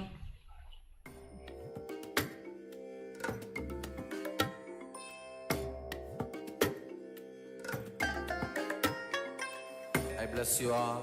Let you all open all your three eyes and manifest the powers of Mahasadashiva. Om Nityananda Paramashivoham. Om Nityananda Paramashivoham.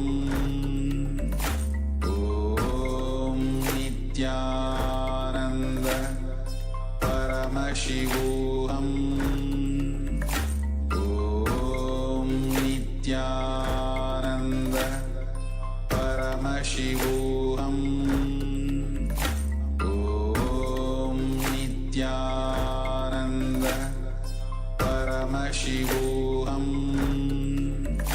Om Nityananda Paramashivoham. Om Nityananda Paramashivoham. Om Nityananda Paramashivoham. Om Nityananda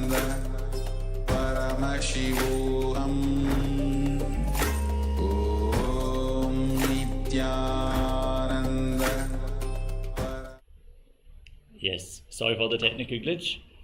Now lay on your back and pull your knees towards your chest. Place your hands on the respective shoulders and move your legs in a circular motion. Visualize yourself as a dog playfully rolling around on your back in Shvotanasana. शवत् शरीरं संस्थाप्य जानुनी सम्मील्य नाभौ वाणिज्यम्. Now raise your legs up, point your toes to the sky, and raise your hips off the mat with your arms flat on the ground for support. Lock your throat, breathe in Mocha Kumbhaka, and move your legs in a circular motion as you visualize Swamiji in Viparita Karani. भूतले सुशिरो दत्वाख्येन ये चरणद्वयं विपरीतकृतिश्चैषा सर्वतन्त्रेषु गोपिता. Now stop the movement of your legs, point the toes to the sky, and visualize Swamiji in Viparita Karani too. Karni विपरीताख्या सर्वाधिव्याधिनाशिनी. Now drop your toes down over top of your head, touch them to the ground, and interlock your hands behind your back. Push your hands into the ground and visualize yourself as a plow in Langalasana. नरकासने स्थित्वा नासिकाप्रदेशे भूमौ पादपृष्ठे स्थाप्य. Next up is Shaita Paschimottanasana. Hold on to the feet over top of your head. Visualize Paramashiva in your inner space in one of the 84 asanas revealed directly by Lord Paramashiva himself, Shaita Paschimottanasana. तानं शयित्वात् कुर्वीत शयितपश्चिमतानकम्. Hold on to the feet and separate them wide over top of your head with the hips above the shoulder level for balance. Visualize Swamiji in Supta Konasana. परिवृत्ति कुक्षि भागे त्रिदाहि परिकीर्तितः. Join your feet back together, hold onto your ankles and roll onto your back. Keep your arms and legs straight and visualize yourself as a chakra, a wheel in Chakrasana.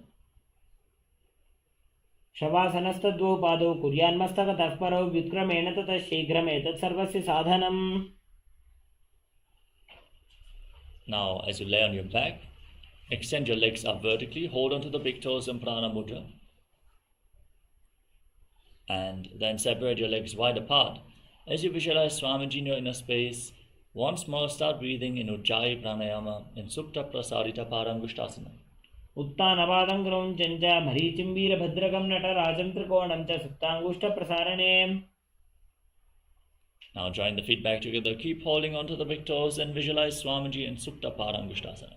उत्तानपादं क्रौञ्चं च मरीचिं वीरभद्रकं नटराजं त्रिकोणं च सुप्ताङ्गुष्ठप्रसारणे. Now cross your legs into Padmasana. Bring your knees to the ground and hold on to opposite elbows over top of your head. Gaze to the tip of the nose and visualize Matsya, the fish avatar of Lord Vishnu in Matsyasana. मुक्त पद्मासनं कृत्वा उत्तानशयनं चरेत्. Place the back side of the right hand on top of the left palm over top of your head. Gaze to your nose and visualize Lord Rama in your inner space in Parasharamasana. प्रथमकरे पद्मासन आछे सूधो सोवे भूपरिपाछे. Now raise your knees and your hips off the ground. Support your lower back with your hands, your elbows resting on the mat. Lock your throat, hold your breath for a long time in Mocha Kumbhaka as you gaze to your nose and visualize Swamiji in Sarvangasana. अथ वक्षेत्र संक्षेपात् सर्वांगासनम् उत्तमम्. Now lay on your back, place one foot on top of the opposite thigh and pull your knees up towards your chest. Extend your arms over top of your head, hook your fingers forward, lock your throat, gaze to your third eye and visualize yourself as a scorpion in Vrishchikasana. प्रथमशयन सूधो शीशिके शिके सन्धि सुदाखे.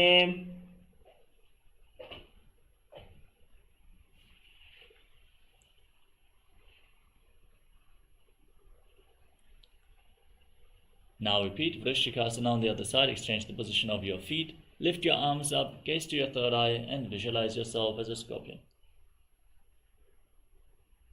प्रथमशयन सूधो शीशिके शिके सन्धि सुदाखे.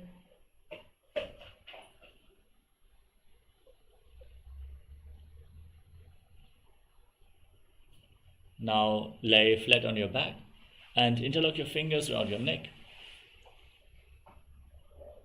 Alternate pulling your knees up towards your chest as you keep your legs off the ground Breathe calmly through your nose in Sahajra Kumbhaka as you visualize Swamiji in Vrishabhadakshipasana. उत्तानशयनं कृत्वा अङ्गुलिभ्यः गन्धरां बद्ध्वा. Next up is Marottanasana. Now place your palms on the mat next to your hips and alternate pulling your knees up, touching your respective ears with the knees as you visualize Swamiji in Marottanasana. श्रोतानवत्संसिद्धि कृत्वा जानुद्वयं पर्यायेन कर्णयोः संस्पृशेत्. Now place your feet flat on the mat, stand up and lay back down again and again, visualizing yourself as a wolf in Vrikasana. उत्तानशयनं कृत्वा पादतलाभ्यां भूमिं धृत्वा. Now from a squatting position, roll backwards again and again, visualize Swamiji in your inner space in Lutasana. उत्तानशयनं पादौ शिर उल्लङ्घ्य भूमौ स्थापयित्वा. Now lay down on your stomach and place your palms on the mat next to your shoulders. Place your feet flat and contract your lips, make a whistling sound like a flute on the inhalation through your mouth as you visualize yourself as a chariot carrying warriors into a battle for Dharma on your chariot back in Sarathasana. नुज्जं शयनं कृत्वा नाभिं भूमौ निधाय संबद्धस्ताभ्यां भूमिं वष्टभ्य. Next up is Dehalyulanganasana. Now push your body up into a plank position and jump your feet back and forth in between the hands as you visualize yourself transcend body and mind in Dehalyulanganasana. हस्तद्वयं बद्ध्वा तन्मध्ये कर्णद्वयम् उड्डानैव बहिरानीय.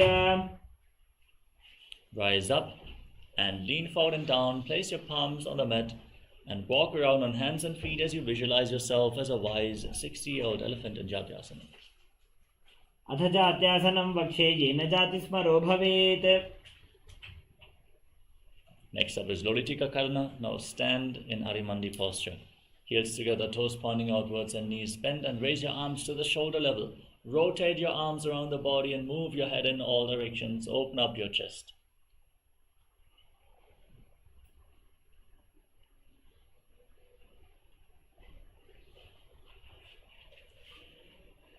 The next asana is Sarapasana. If you have a rope available, tie your legs with a rope and then stand erect on the mat like a rod. Keep your elbows close to your waist, your hands on your thighs, and visualize your Kundalini Devi is rising and curling upwards around your body as you breathe calmly through your nose in Sarapasana. अथ सर्पासनं वक्षे वायुपाणाय केवलं शरीरं दण्डवत् तिष्ठेत् रज्जुबन्धस्तु पादयोः. Now lean forward and down, hold onto the toes from the front and walk around on the mat visualizing yourself as a camel in Ushta Sadhanasana. मुष्टिकनिष्ठिका प्रदेशेन भूमौ निधाय उपरि पादतले संस्थाप्य. Now hold onto the toes from the side, keep your hands and fists and walk around visualizing yourself as a horse in Ashwasana.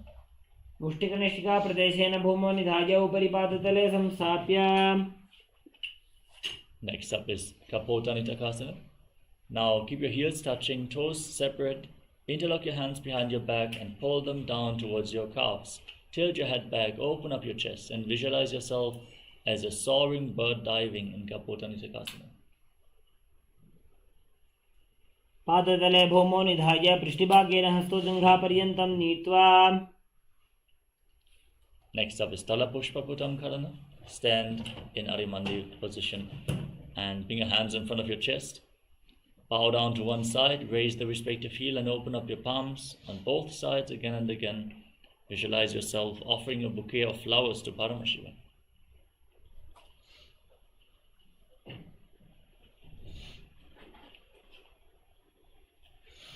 Next up is Khadgasana. Now, visualize yourself as a rhinoceros and gaze to your nose. Then lay down on your stomach and jump your feet back up towards your hands and stand with your hands slightly extended in Namaskara Mudra, resembling the horn of the rhinoceros. आसनं कृत्वा पादतलाभ्यां भूमिं वष्टभ्य. Next up is the Uttanottan. Now hold on to weights, sit down and stand back up or squat down as low as possible as you visualize Swamiji in your inner space. पुनः पुनः उत्तातव्यम् असितव्यम् इति उत्थानोत्थानं भवति. Now raise your arms up over top of your head and jump repeatedly, visualizing yourself as a mace in Musalasana. सरलं स्थित्वा ऊर्ध्वं बाहु नयेत्. Now hold on to one foot with both hands and pull it up towards your chest. Then sit down and stand back up on the other leg, alternating on both sides as you gaze to your nose and visualize Swamiji in Uchchaya Shakasana. सरलं स्थित्वा ऊर्ध्वं बाहु नयेत्. Next up is Parshvajanukarana.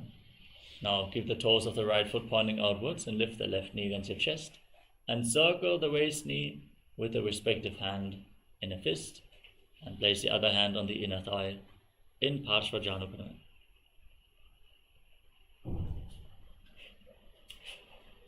Next up is Tandavasana. Now extend the left leg forward and your arms as well. Sit down and stand back up, visualizing yourself fiercely dancing as Lord Shiva. एकेन पादेन स्थातव्यं ताण्डवासनं भवति. Next up is Brahmanasana. Now lift the left foot towards the inner right thigh. Keep the hands at the side by the knees and visualize Lord Brahma is blessing you from within. ब्राह्मणासनमावक्षे यत्कृत्वा ब्राह्मणो भवेत्.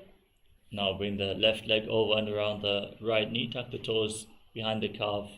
Bring the left arm below the right and join your hands in Namaskara Mudra as you visualize yourself as Lord Garuda and Garudasana 3. उत्तानकूर्मपीठं च सिंहस्गारुडमेव च. Now place the left foot on top of the right thigh and keep your hands at the side as you visualize Swamiji in Ekapadasana. दक्षाङ्घ्रिं वामपादस्य जङ्घोपरि निधाय च.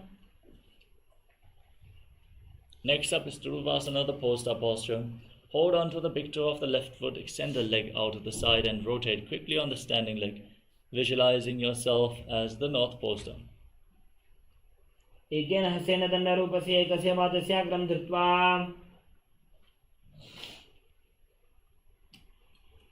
Next up is Trivikramasana. Now lift the left leg behind your neck. Stand tall, sit down and stand back up. Visualize Lord Vishnu is blessing you from within. ग्रीवायां पादं संस्थाप्य स्थातव्यम् उत्थातव्यं त्रिविक्रमासनं भवति. Now repeat Parshvajanukarana on the other side. Keep the toes of the left foot pointing outward. Lift the right knee towards your chest and circle the leg with your respective arm, the hand in a fist.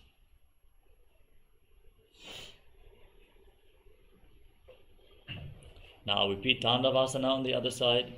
Now extend the right leg forward and your arms. Sit down and stand back up, visualizing yourself dancing as Lord Shiva. एकेन पादेन स्थातव्यं ताण्डवासनं भवति. Next up is Brahmanasana on the other side. Bring the right foot towards the inner opposite thigh, heel against the perineum, hands at the side and visualize how Brahma is blessing you from within in Brahmanasana. ब्राह्मणासनमावक्षे यत्कृत्वा ब्राह्मणो भवेत्. Next up is Garudasana 3. Now bring the right leg over and around the left and tuck the toes behind the calf. Bring the right arm below the left and join your hands in Namaskara Mudra, visualizing yourself as Lord Garuda and Garudasana 3. उत्तानकूर्मपीठं च सिंहस्गारुडमेव च. Now place the right foot on top of the left thigh and keep your hands at the side of the knees. Visualize Swamiji in Ekapadasana on the other side. दक्षाङ्घ्रिं वामपादस्य जङ्घोपरि निधाय च. Now hold on to the right big toe and extend the leg out to the side as you rotate quickly on the left leg. Visualize yourself as the north poster in Dhurvasana. एकेन हस्तेन दण्डरूपस्य एकस्य पादस्याग्रं धृत्वा. Next up is Trivikramasana. Now lift the right leg behind your neck. Stand tall, sit down and stand back up. Visualize Lord Vishnu is blessing you from within in Trivikramasana. ग्रीवायां पादं संस्थाप्य स्थातव्यम् उत्थातव्यं त्रिविक्रमासनं भवति।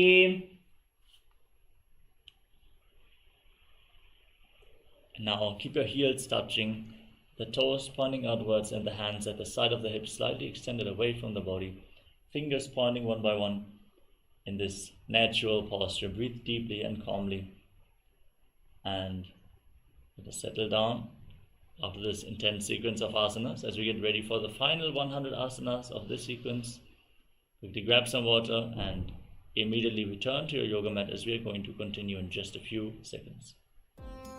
Nityanam, thank you for watching, and if you found the video enlightening, Please give it a like, share it with your loved ones, and subscribe to stay connected with us. don't forget to click the bell icon to receive the notifications.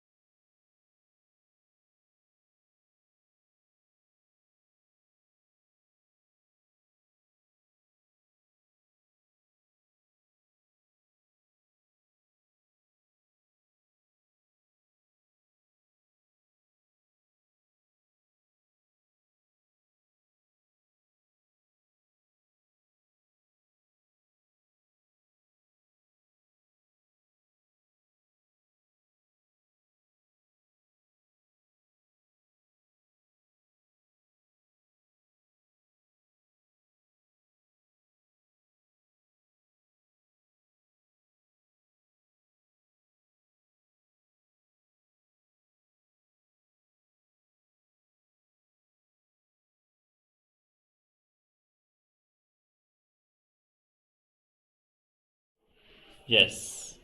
Now let us continue with the next asana of the sequence, which is Gorak Anjali Asana. From a standing position, squat down and bring your hands from the outside in between the legs. Interlock your fingers in front of your navel in Parashva Mudra as you visualize the great sage Goraknath, the founder of the Nata Yoga Hindu Sampradaya.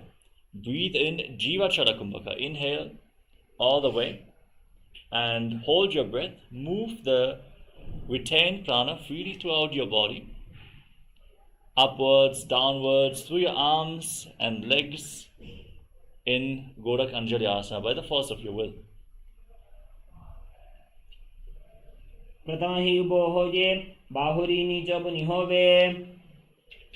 Next up is Kanchayasana. From a squatting position, interlock your hands around your lower back. Visualize Swamiji in your inner space in Kanchayasana.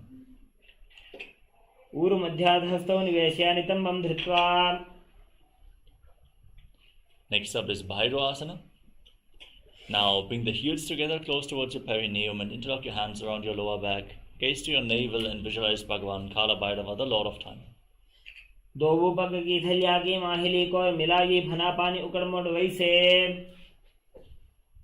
Next up is Varaha-asana. Now with the heels against the perineum, toes apart, join your hands behind your back, the fingers pointing down towards the ground. Gaze to the nose and visualize yourself as Varaha, the boar avatar of Lord Vishnu in Varaha-asana.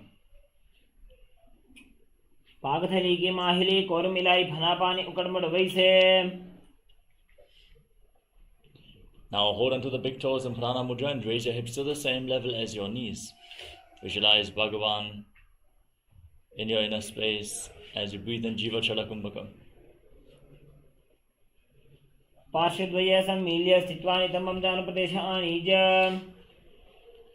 Now place your palms on the ground, shoulder width apart. Bring your knees onto your arms towards your armpits.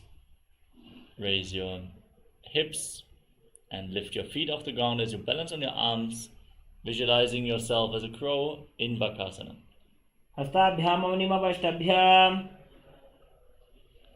Next up is Sushtanga Kapalayasana, another inverted posture. Set yourself up in front of a wall if needed. Place your head on the mat. Form a triangle between your head and your hands. Raise your legs up, lift them off the ground, and then cross your legs into Padmasana as you visualize Swamiji in Sushtanga Kapalayasana.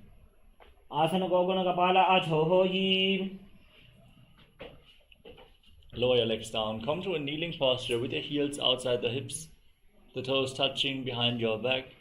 Place your hands on the knees, gaze to your nose, sitting now in the secret seat with Paramashiva and Guru and Guptasana.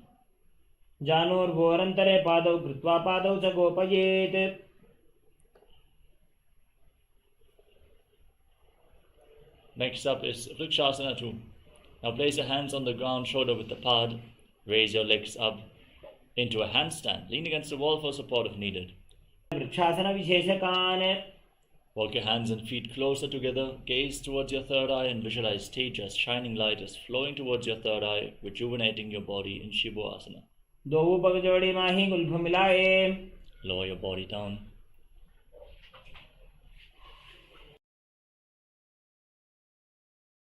Now place your hands on the ground, shoulder width apart, and lower your body down towards the mat and push it back up again and again, visualizing yourself as a fish in Matsyasana 2. Now lay down on your stomach and keep your hands on the hips, moving your head from side to side. Lift your head and chest from side to side. Visualize and move your body like a snake as you breathe calmly through your nose in Sahaja Kumbhaka and Sarapasana 2.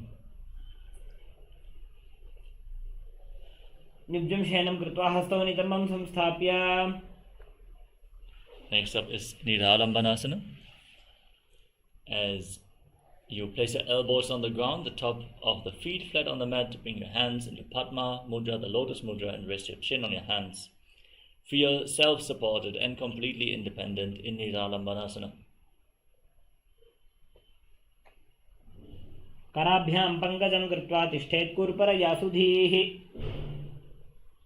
Next up is Chakrasana. Now place your palms on the ground, bend your knees, and straighten your arms.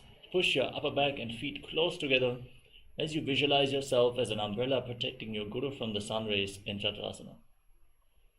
अर्ध्यासनं स्थित्वा हस्ततलाभ्यां भूमिं वष्टभ्याम्. Next up is Vajrasana. Now sit in a kneeling posture on top of your heels with the feet flat on the mat.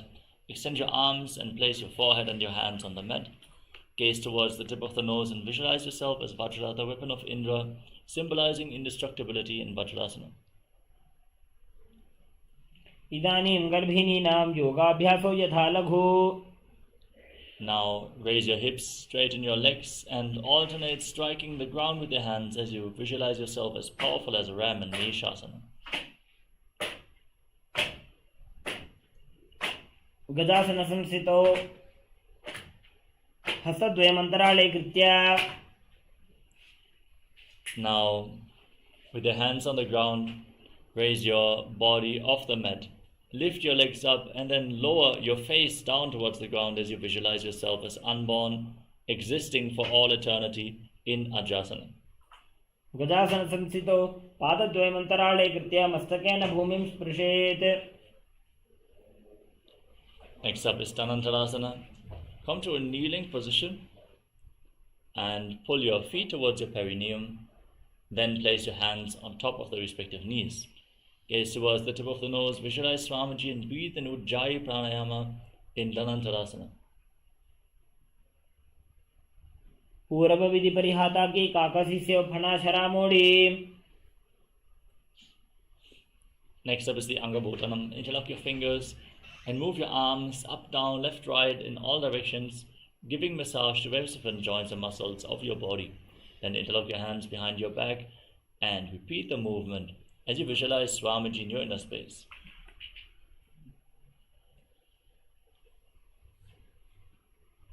हस्तयोः अङ्गुलीर्बद्ध्वा हस्तयोर्मध्यात् सर्वमङ्गं निष्कासयित्वा.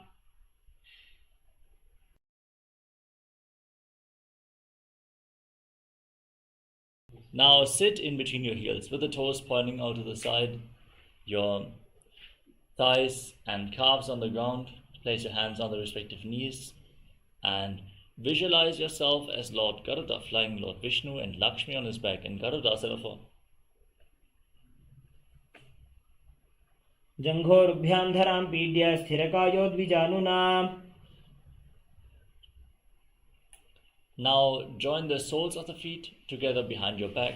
Keep your knees wide apart and place the front of your buttocks on the mat in front of your feet as you hold on to your ankles. Gaze up towards your third eye and visualize yourself residing in the blissful space of a temple in Ananda Mandirasana. अथ वक्षे वीरनाथ आनन्दमन्दिरासनम्. Now cross your feet and sit on the raised heel with your hands underneath your knees. Press your tongue up flat against the palate of the mouth and pull your stomach in and up in Uddiyana Bandha as you visualize yourself as a frog in Mandukasana too. पृष्ठं सम्पीड्य गुल्फाभ्यां जान्वङ्गे सबलयाकृतिः. Next up is Narasimhasana. Now tuck your toes, sit on raised heels and place your palms on the ground with the thumbs touching. Gaze to the tip of the nose, stick the tongue out and exhale forcefully through your mouth again and again, visualizing Narasimha, the lion man avatar of Mahavishnu in Narasimhasana. दोवु घना पानी होए वैसे AD में लरगुदानी वैसे. Next up is Prishtakasana. Now sit on raised heels, cover your mouth with your hands, bring the thumbs underneath the teeth and close your lips. Inhale through the right nostril and exhale through your mouth as you visualize yourself as Devi victorious over all your fears in Prishtakasana. दो बगा की AD जोगी गोड़ा फणो वानपुनी होई. Now join the soles of the feet, place the top of the feet on the mat and sit on your heels. Bring your hands towards your armpits and imitate as if you are a monkey scratching itself. Gaze towards your third eye, visualizing yourself as a playful monkey in Makarasana. दोवु पगथली संपुटाने तिनके पिष्टे भूमि परिठाने. Now tuck the toes, bring the soles of the feet together, the knees wide apart, and hold on to opposite elbows behind your back. Gaze to your nose and embody diamond-like strength for you and your Sangha, your spiritual community in Vajrasangarasana. प्रथम फण पाणी होय वैसे दोगो एड़ी गुदानी वैसे. Now cross your feet, sit on the raised heel with the knees on the ground, hands on the mat, flat next to your body. Pull your stomach in and up and visualize perfect health in Kanjanasana. खञ्जनासनमावक्षे यत्कृत्वा सुस्थिरो भवेत्. Now place your hands on the knees and make your upper back and neck stiff like the shell of a turtle as you gaze to the tip of the nose in Kurmasana, the turtle posture. गुल्भौत वृषणस्याधो व्युत्क्रमेण समाहितौ. Relax your upper back and neck, keep your hands on the knees, gaze to the nose and visualize Swamiji in Yogasana. गुदं नियम्य गुल्भाभ्यां व्युत्क्रमेण समाहितः योगासनं भवेदेतदिति योगविदो विदुः. Now stand on your knees and cross your feet behind your back. Bring the toes near opposite knees and hold onto your calves as you gaze to your third eye and visualize a space of eternal oneness, Advaita, with your Guru, Swamiji in Vidrugasana. गोड़ा वामो उबो होयि गोड़ा आड़ा राखे दोयि. Now place the top of the feet on the mat and hold on to your heels, leaning back, pushing your hips forward as you visualize yourself as a camel in Ushtasana too. मेरुदण्डग्रन्थिदाढ्य संविपादैषु पुमान्. Next up is Jatyasana too. Now lean back further, place your elbows in the back of your head on the ground and gaze to the nose, visualizing yourself as a lotus blooming in Jatyasana. दोगो एड़ी संपुट करे सोले मूलद्वारी तरी धरे. Next up is Viratasana. Now lay down on your back and rise back up again and again. Gaze to your nose and visualize the healing and liberation of all causal subtle forms of your body in Viratasana. जंगा पृष्ठे भूमो निधाय जंगोदरयोः ऊरुनि संस्थाप्य. Next up is Kapotasana.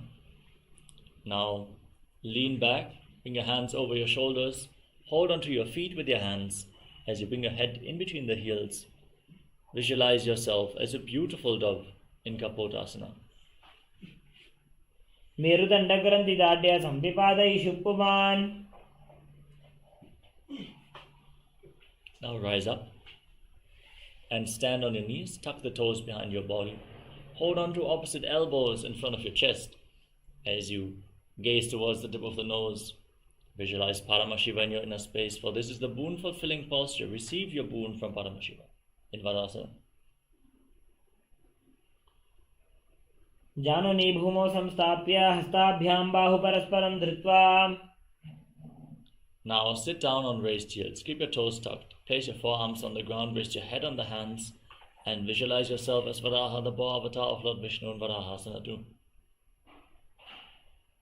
सूर्यं चन्द्रं भेदनानि आसनानि निकथ्यन्ते. Now with your forearms on the ground, interlock your fingers. Place your head on the mat.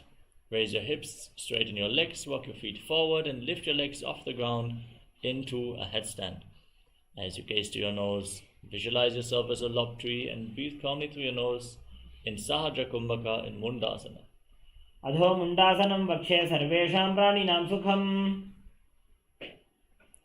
Lower your legs down, come to a kneeling position, the top of the feet flat, sit on your heels, separate your knees, then lean forward and down, bring your head in between the legs, hold on to your head with your hands, elbows outside the knees, gaze towards the tip of the nose and visualize Swamiji in Andhasana. प्रथम भगदली समट हरावे कोरमाहिली उभे मिलावे. Now lay down on your stomach, extend your arms out in front, raise your arms, your chest, your legs off the ground and hold as you visualize yourself as a locust in Viparita Shalabhasana. शलभासन भेदाश्च नटभेरुण्ड नामके. Now place your hands on the ground next to your hips and place your forehead on the mat. Lift your legs up without raising your chest off the ground. Visualize a skull representing the mind with purified thoughts and a strong will to attain enlightenment in Kapalasana, the skull posture.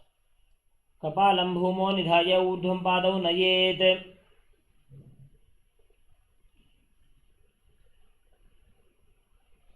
Next up is Akashakapotasana. Now kick your legs up over top of your body. Bend your knees and try to bring your feet down onto the ground in front of your face as you visualize yourself as a free and open dove in Akashakapotasana. उष्ट्रासने स्थित्वा चरणौ भूमेरुत्थाप्य मस्तकोपरि नीत्वा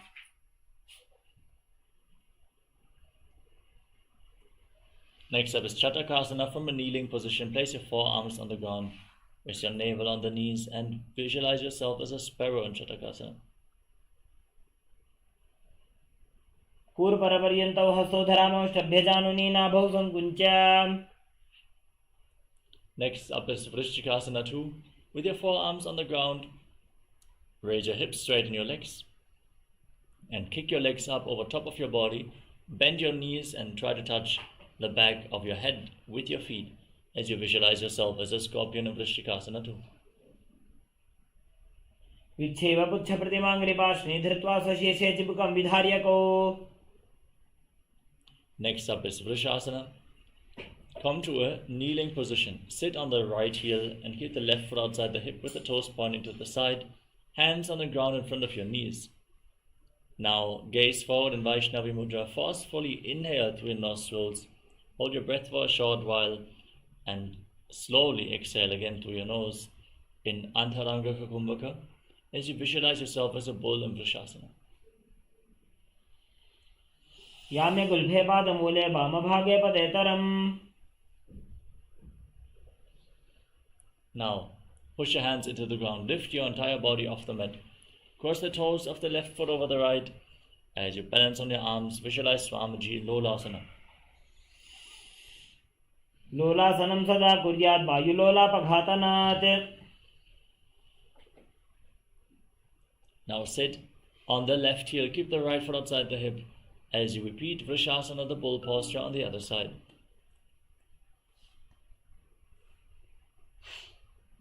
याम्य गुल्फे पादमूले वामभागे पदेतरम्. Now tuck the toes of the left foot and sit on the left heel with the right foot flat, hands on the knees. Visualize Balagunahai, one of the 84 siddhas in your inner space in Balagunasana. आसन को गुण जल विकार जायी. Next up is Grahasana. Now stand up and squat down, bring your hands through the legs and hold on to your ankles from the outside as you visualize yourself as the entire planet. पादतले भूमौ संस्थाप्य जानमध्ये गुरुपरौ स्थाप्य.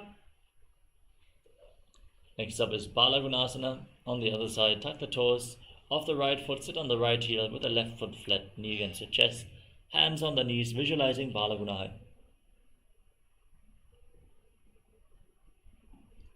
आसन को गुण जल विकार जायी. Now step both feet in towards your body. Sit on raised heels and place your hands on the knees. Gaze forward as you visualize Swamiji in Utkatasana.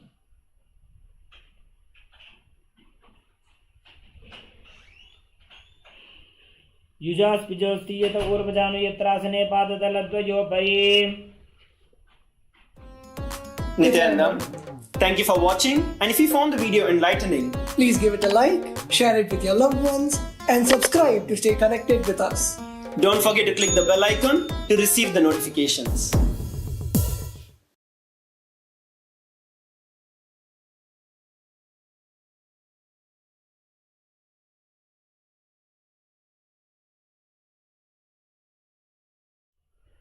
The next asana is Vajrasangarasana 2. Now separate your knees, sit on raised heels with the soles of the feet together and hold on to opposite elbows behind your back as you visualize Swamiji in your inner space. प्रथम फणापाणि होय जैसे दोवो एड़ी गुदानि वैसे. Now place your palms on the mat, the heels on top of the back of your hands.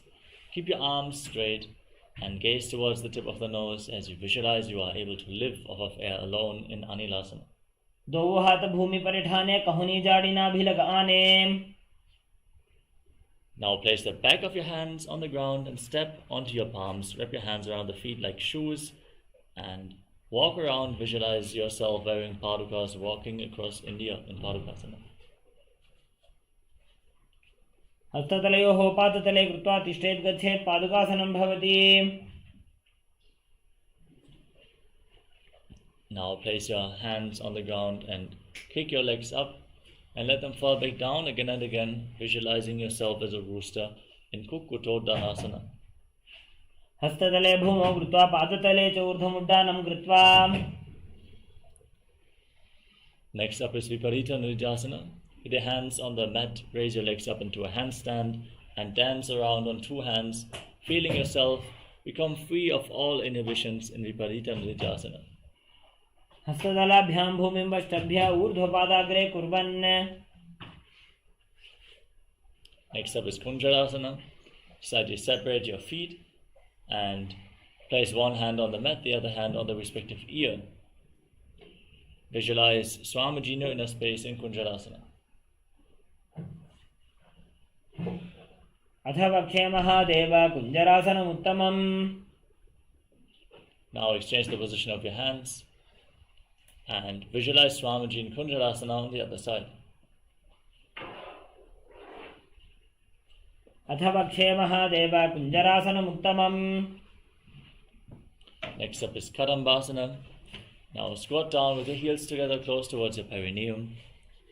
Hold on to your ankles as you raise your toes and your buttocks off the mat, balancing on your heels. Visualize yourself as a Kadamba tree in Kadambasana. पार्श्वभ्यां भूमिं वष्टभ्य हस्तद्वयेन गुल्फौ धृत्वा तिष्ठेत्. Next up is Pavanamuktasana. Now place your feet flat on the mat and pull your knees in towards your chest with your hands. Visualize any excess vata being released from a balance within your system in Pavanamuktasana.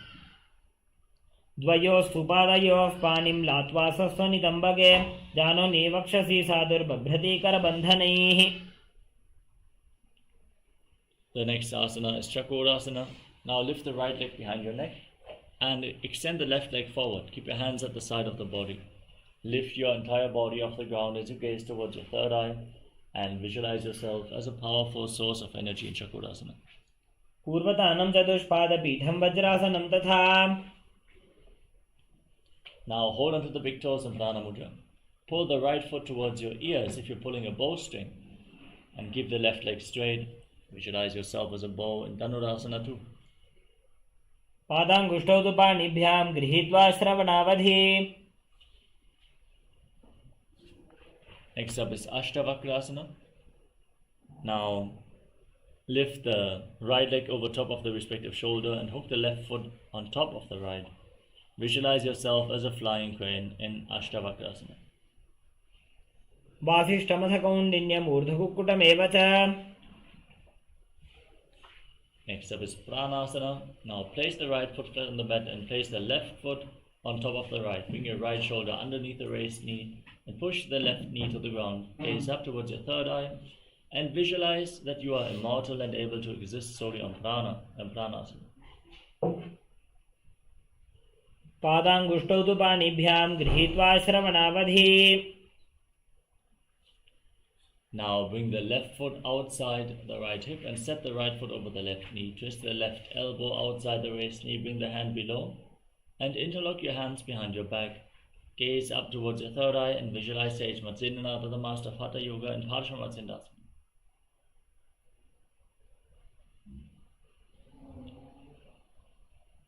पार्श्वाभ्यां धृत्यतेजस्तु पार्श्वमत्सेन्द्रमुत्तमम्.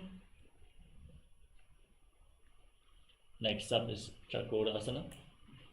Now lift the left leg over top of the shoulder and lift your entire body off the ground with the right leg extended. Gaze up and visualize yourself as a powerful source of energy. पूर्वतानं चतुष्पादपीठं वज्रासनं तथा. Now pull the left foot towards your ear. Keep the right leg extended, visualizing yourself as a bow in Dhanurasana too. पादाङ्गुष्ठौ तु पाणिभ्यां गृहीत्वा श्रवणावधि. Next up is Ashtavakrasana. Lift the left leg over top of the shoulder and hook the right foot on the left foot. Extend your legs out to the side and balance on your arms. visualizing yourself as a flying crane in Ashtavakrasana. वासिष्ठमथ कौण्डिन्यम् ऊर्ध्वकुक्कुटमेव च. Next up is Pranasana. Now place the right foot on top of the left thigh and bring the left shoulder underneath the raised knee. Gaze up and visualize you are immortal, able to exist solely on prana and pranasana. एतत् प्रभेदं वक्ष्यामि करोति यस्य चामरः. Now bring the right foot outside the left hip, the left foot over the right knee. Bring the hand around the waist knee with the hand below. And gaze up as you visualize Sage Matsinanata Tamasa Hatha Yoga and Parshvamatsendasana. पार्श्वाभ्यां धृत्यते जास्तु पार्श्वमत्सेन्द्रमुत्तमम्. Next up is Ardha Paschimottanasana. Now extend the left leg forward, keep the right heel against the perineum and lean forward and down. Hold onto the front foot with both hands as you visualize Swamiji in Ardha Paschimottanasana. एकं पादं प्रसार्य एकं पादस्य पार्श्वना Seoni सम्पीड्य. Next up is Kranchasana. Now bring the right foot outside of the hip, top of the foot on the mat, knee on the ground, and lift the left foot up in front of your face with the left knee straight. Visualize yourself as a crane in Kranchasana. उत्तानपादं क्रौञ्चं च मरीचिं वीरभद्रकं नटराजं त्रिकोणं च सुप्ताङ्गुष्ठप्रसारणे. Next up is Ardha Paschimottanasana on the other side. Bring the left heel against your perineum and lean forward and down. Hold onto the front foot with both hands. Move the retained prana freely throughout your body in Jiva Chala Kumbhaka as you visualize Swamiji in your inner space. एकं पादं प्रसार्य एकं पादस्य पार्श्वनिना Seoni सम्पीड्य. Now rise up, place the top of the left foot on the mat and lift the right leg up, the foot in front of your face, visualizing yourself as a crane in Kranchasana. उत्तानपादं क्रौञ्चं च मरीचिं वीरभद्रकं नटराजं त्रिकोणं च सुप्ताङ्गुष्ठप्रसारणे. Next up is Swastikasana. Now come to a cross-legged position with your feet in between the thighs and calves. Place your hands on the respective knees and gaze to your nose as you embody peace, well-being, good fortune, and prosperity. Visualize a swastika and swastikasana. जानुर्घोरन्तरे सम्यक् कृत्वा पादतले उभे ऋजुकाय समासीन स्वस्तिकं तत् प्रचक्षते. Next up is Gorakshasana. Now cover your heels with your hands and lock your chin to the chest. Gaze to the nose and visualize the great sage Goraknath, founder of the Nata Yoga Hindu Sampradaya. जानुर्घोरन्तरे पादौ उत्तानो व्यक्तसंस्थितौ गुल्फौ छाछाद्य हस्ताभ्याम् उत्तानाभ्यां प्रयत्नतः. Next up is Pagasana 2. Now bring your left heel against the perineum and the right foot on top of the left thigh.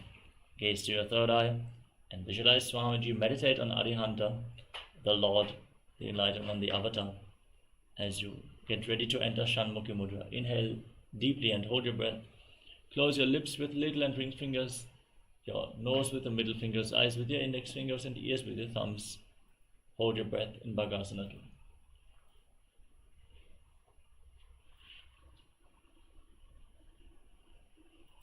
वामपार्श्वं स्थाप्य दक्षाङ्घ्रिवामजगणे. Next up is Yogasana 2. Now bring your feet on top of opposite knees and place your hands on the ground next to your body, palms facing up. Gaze to your nose and keep your mouth in the shape of the beak of a crow. Inhale through your lips and exhale through your nose as you visualize Swamiji in Yogasana 2. उत्तानौ चरणौ कृत्वा संस्थाप्योपरि जानुनोः आसनोपरि संस्थाप्य चोत्तानं करयुग्मकम्. Now place your palms on the ground next to your body and lift your entire body off the ground. Visualize yourself as a rooster in Urdhva Kukkutasana. वासिष्ठमथ कौण्डिन्यम् ऊर्ध्वकुक्कुटमेव च. Next up is Siddha Hatatali Asana. Now bring your hands through the legs, palms on the mat, without lifting your body up. Stay seated on the ground and visualize Swamiji in your inner space.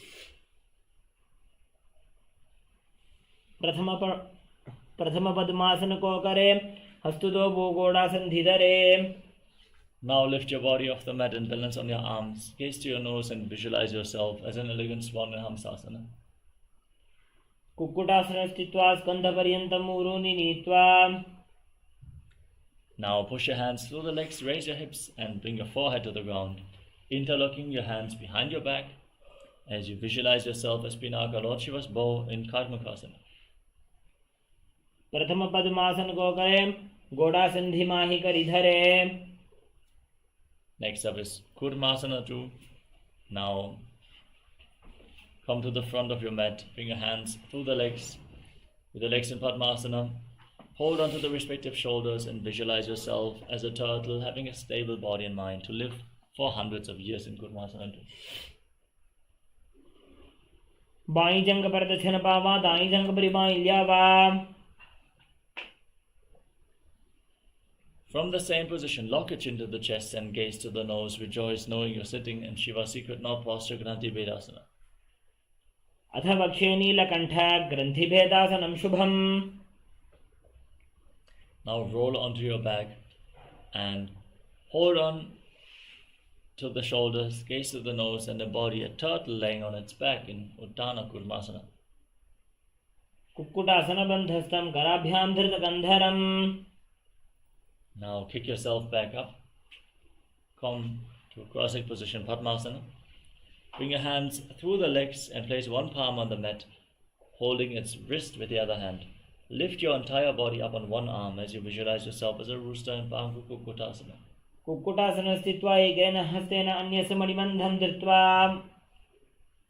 Now exchange the position of your hands. Place the other hand on the mat, holding its wrist with the opposite hand.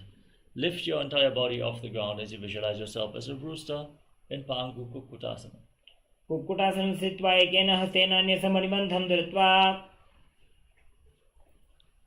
Now place your elbows on the toes, interlock your fingers and rest your chin on the hands with your thumbs against your throat. Visualize you have gone beyond all greed and covetous in Gurudasana.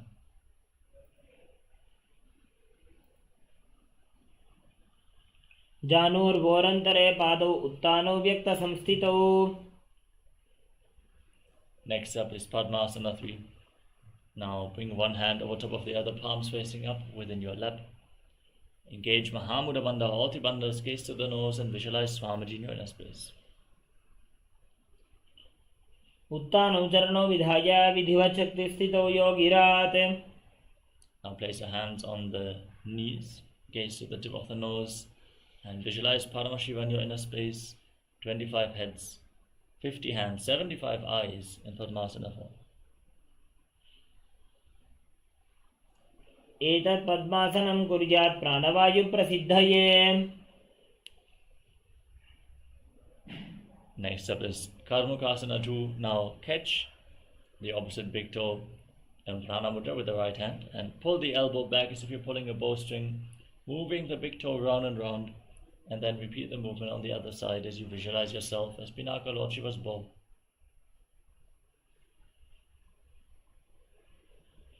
अथान्यासनमावक्षे योगपूरकरक्षणात्. Now bring your feet close towards your body with your legs in Padmasana. Cross your arms behind your back and hold on to the respective big toes with your hands as you gaze to the tip of the nose. Engage Mahamudra Bandha and visualize yourself as Lord Shiva's bow in Karmukasana 3. कार्मुकासनमाक्षित्य उदरे पूरयेत् सुखम्.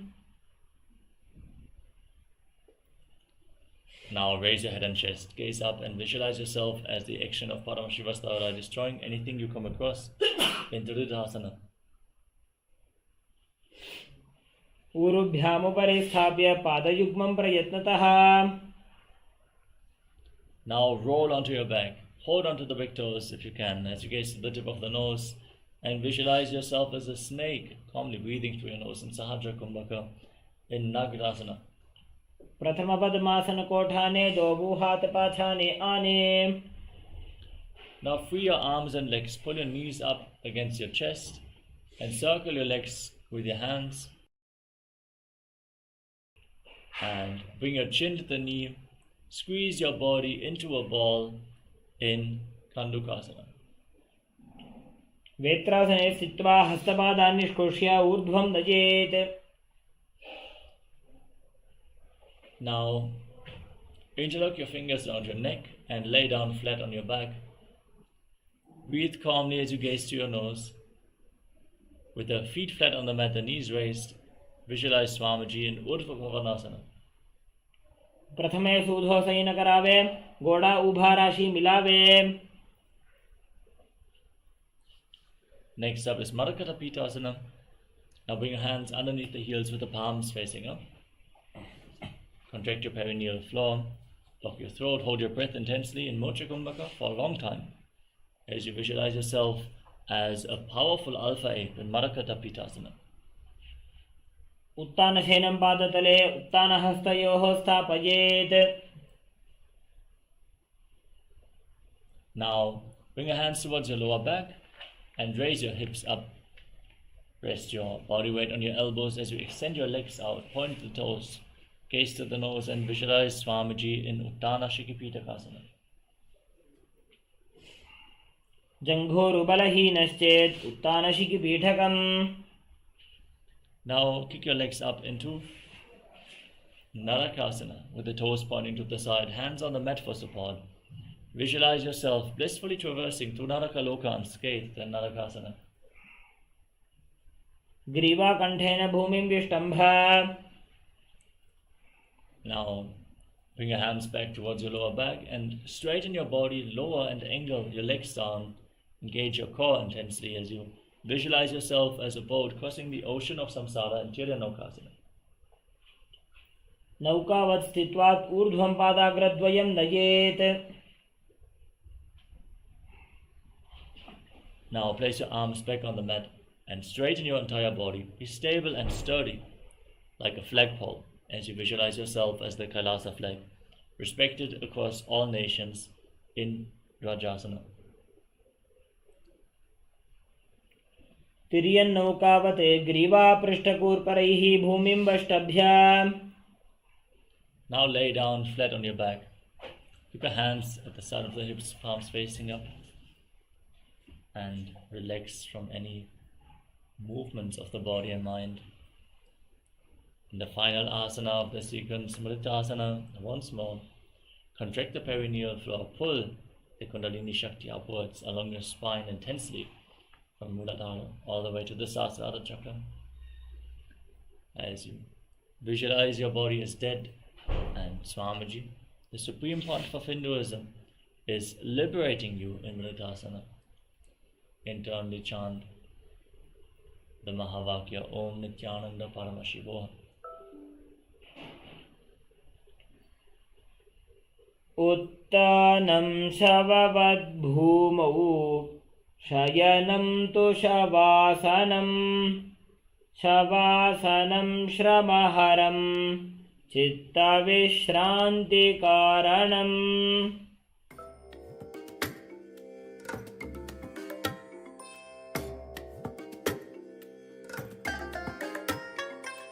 I bless you all.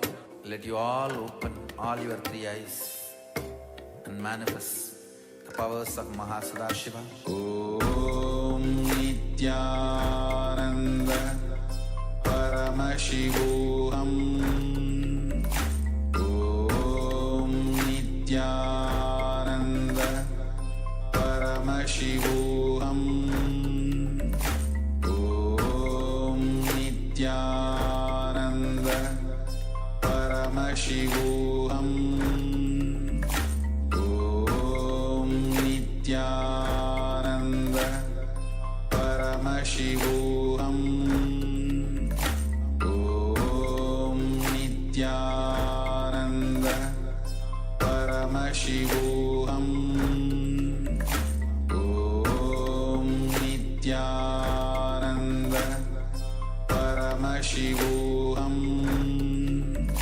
Om Nityananda Paramashivoham. Om Nityananda Paramashivoham.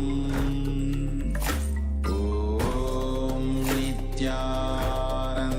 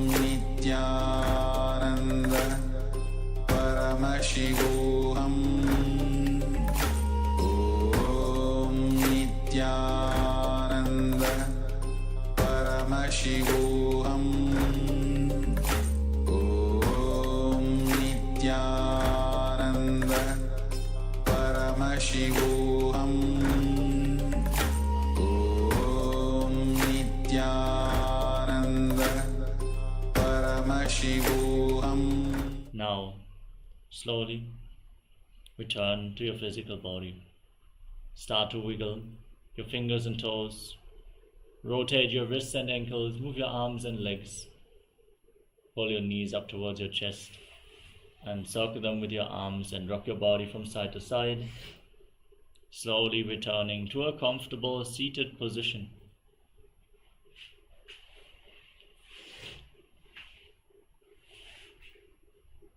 Congratulations, you completed the Dvitiya Vinyasa Krama, the 308 asana sequence of Kailasas Nityananda Yoga.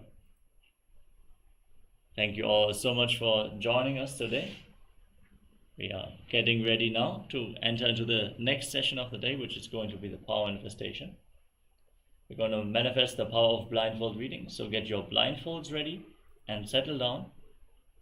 Immediately after the Kundalini awakening, to the Nityananda Yoga, manifest the Shaktis of Paramashiva to fold this experience into your very muscle memory and biomemory. And let us now conclude this session. Sit straight with your head, neck and spine in a straight line. Hands in Namaskara Mudra in front of your heart center. Close your eyes, take a deep breath. Visualize Swamiji in your inner space as we chant the Purna Mantra.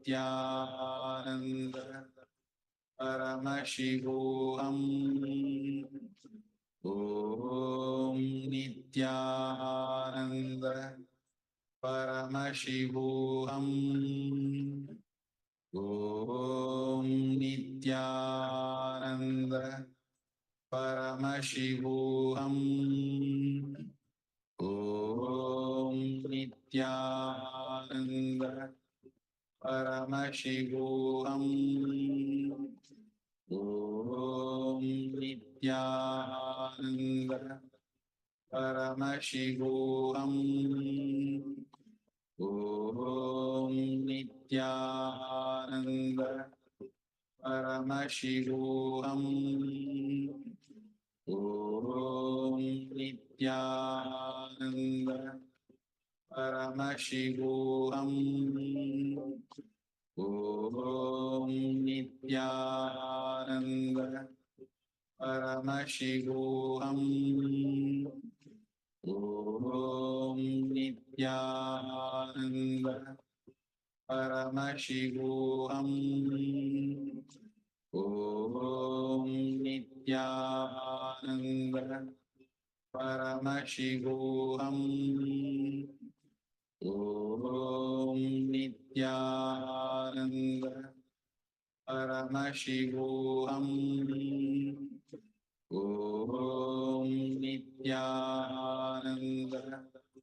Paramashivoham. Yes. So all of you, I hope the audio issue is resolved now. So all of you close your eyes now. We'll be projecting you the words that you need to see through your third eye, and then we'll be manifesting the power of third eye. So let's get ready. We chant intensely Mahavakya. Om Nityananda Paramashivoham. Om Nityananda Paramashivoham. Don't be in tension. Just relax. Coolly. Relax. And when you manifest, drop all the identities that you carry apart from you being Om Nityananda Paramashivoham. So see yourself as Nityananda Paramashivoham. Any identity that you carry apart from this, just drop it instantly. The strong declaration to manifest the power. So now, as you can see, as the words are being projected on your screen. So through your third eye, just chant Mahavakya and intensely manifest this power. Paramashivoham Om Nityananda Paramashivoham Om Nityananda Paramashivoham Om Nityananda Paramashivoham Om Nityananda Paramashivoham Om Nityananda Paramashivoham Om Nityananda Paramashivoham Om Nityananda Paramashivoham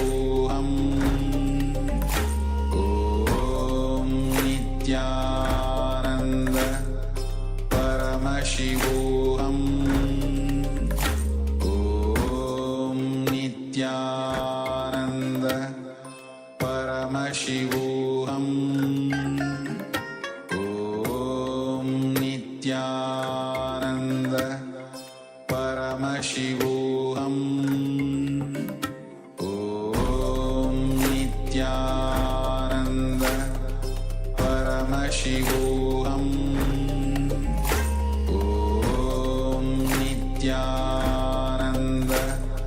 Paramashivoham Om Nityananda Paramashivoham Om Nityananda Paramashivoham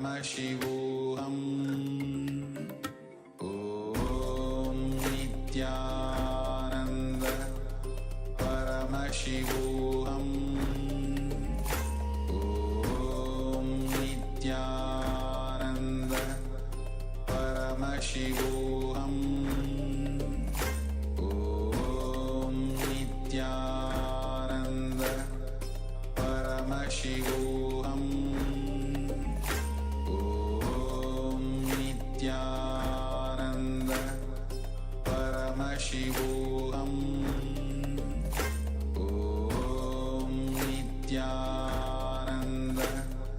परमशिवोऽहम्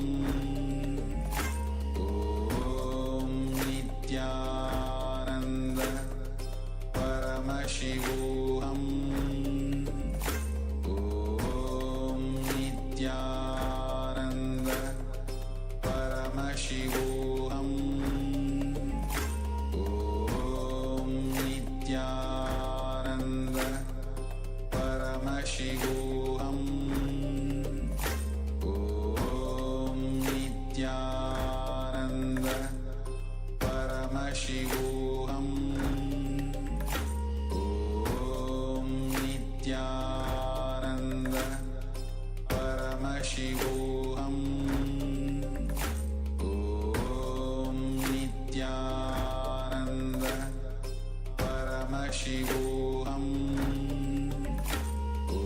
ॐ नित्यानन्द परमशिवोऽहम् ॐ नित्यानन्द परमशिवोऽहम् ॐ नित्यानन्द परमशिवोऽहम् ॐ नित्यानन्द परमशिवोऽहम् ॐ नित्यानन्द परमशिवोऽहम्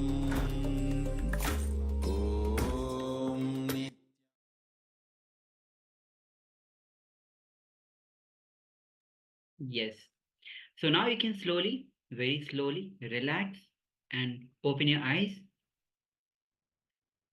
Now you can pen down what was revealed to you through your third eye and put your revelation in your third eye in your in the Zoom chat. And now those all the participants can put their answers what was revealed to them in the Zoom chat. And also if you wish, you can want to share it on the camera, you can also share it in the camera.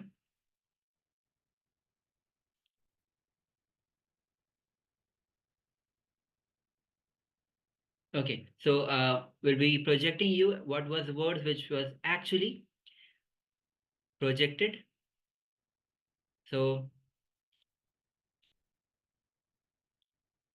as you can see, take control of your life. This is the words. If you have manifested this power, please put that in the Zoom chat, YouTube comments, and share it with the among people on social media and celebrate the power manifestation. So with this, we have completed our first session of power manifestation. Throughout the day, we'll be having multiple power manifestations. So you'll be having multiple chances to manifest the power. See, understand the power manifestation. When there is a cognitive shift happens inside you, when there is some click that happens inside you, that manifests as power. And outside, a huge change happens. When you're in a shift happens, you wish things which we are not able to manifest outside, you can manifest simply just with the power manifestation. So with this, now we'll be moving on to our first session of the day, which is Genesis of Identity. So we'll be entering into detailed explanation, scientific. Yes, so we'll be hearing the revelations directly from Bhagavan himself.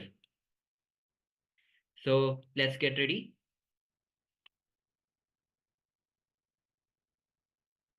to hear from Bhagavan himself as he gives. So this session is really important, as here Bhagavan will be giving the genesis of identity. So do this session very sincerely.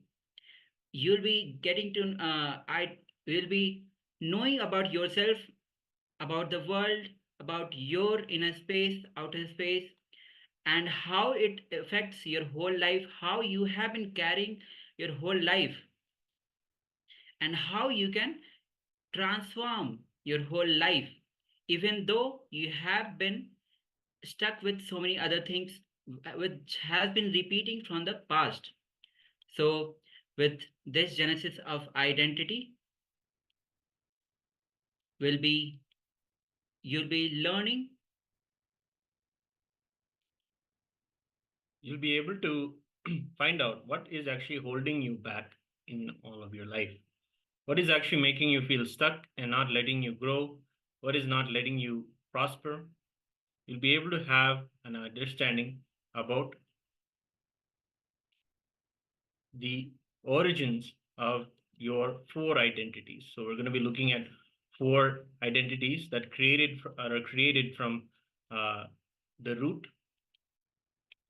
So just getting the video ready for you all.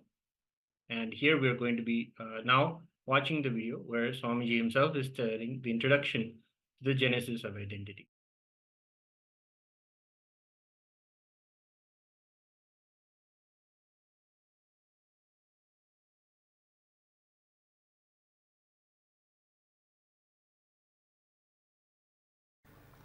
The genesis of identity means the components out of which your identity is made, dismantling it, oiling it, lubricating it, and assembling it back. Please understand, due to the dust called incompletions, different parts of you started getting into friction, wear and tear, dust and rust, and many times the whole mechanism collapses. Lubricating your inner space, completion is the lubricant with which we will clean, overhaul the whole inner space. It has to be done with a tremendous love and care. You will open your being only when there is a complete security for you.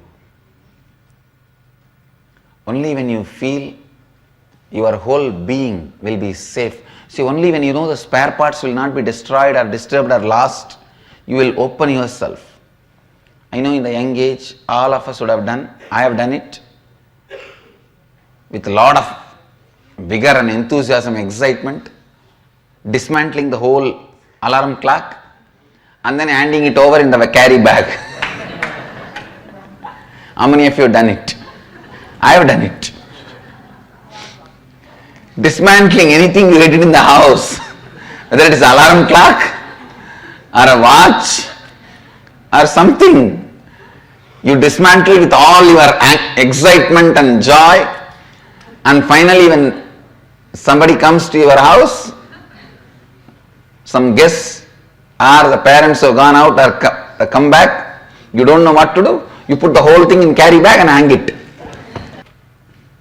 You can't open you unless you are sure the spare parts will not be lost. You will be able to put it back. The person who dismantles can put it back. He doesn't need to put you in a carry bag and hang it in the wall.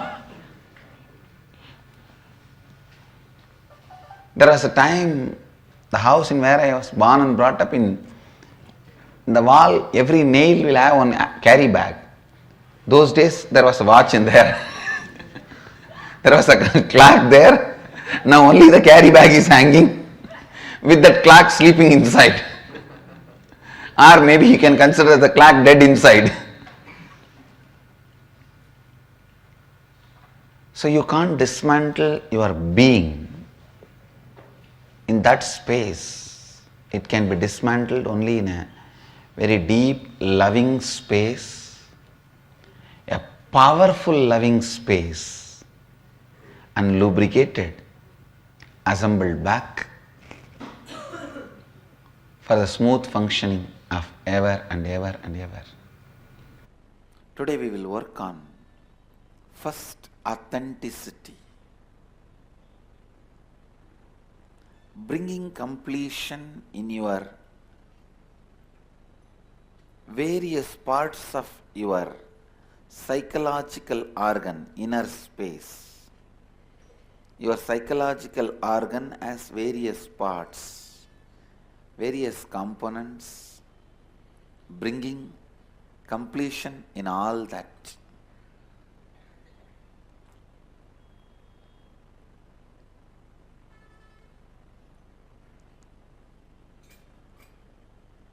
We will understand the genesis of our identity, what all the said and unsaid aspects of our identity, the inner image we strongly feel as we, the outer image we project to the world as we, and gap between these two. Why the gap? The gap is not always bad. Please listen. The gap is not always bad. Only when it is unconscious and makes you powerless, it is bad. If you consciously know how to play the game and it does not make you powerless, it is not bad. I am 120% sure Krishna did not feel powerless when he ran away from the war field with Jarasandha. He was powerless and ran away. No. No. Understand, Krishna did not feel powerless and run away from the war field with Jarasandha. No.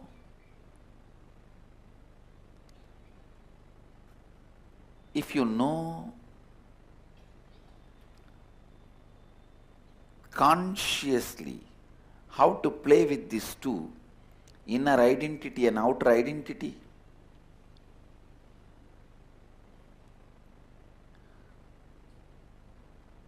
and it does not put you in powerlessness, gap is not wrong. Not once or twice, so many times Krishna ran away from Jarasandha. There is a temple in Gujarat called Rankichor, means who ran away from the war. So understand, then do you mean to say he felt powerless so he ran away? No. No. He is the most juiciest incarnation.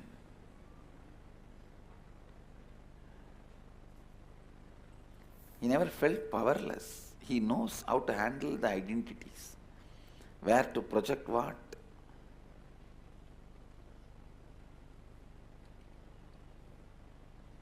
So understand,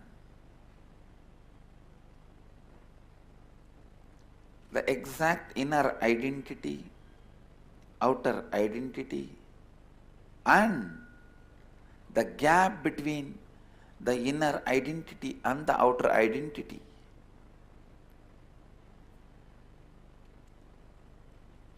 And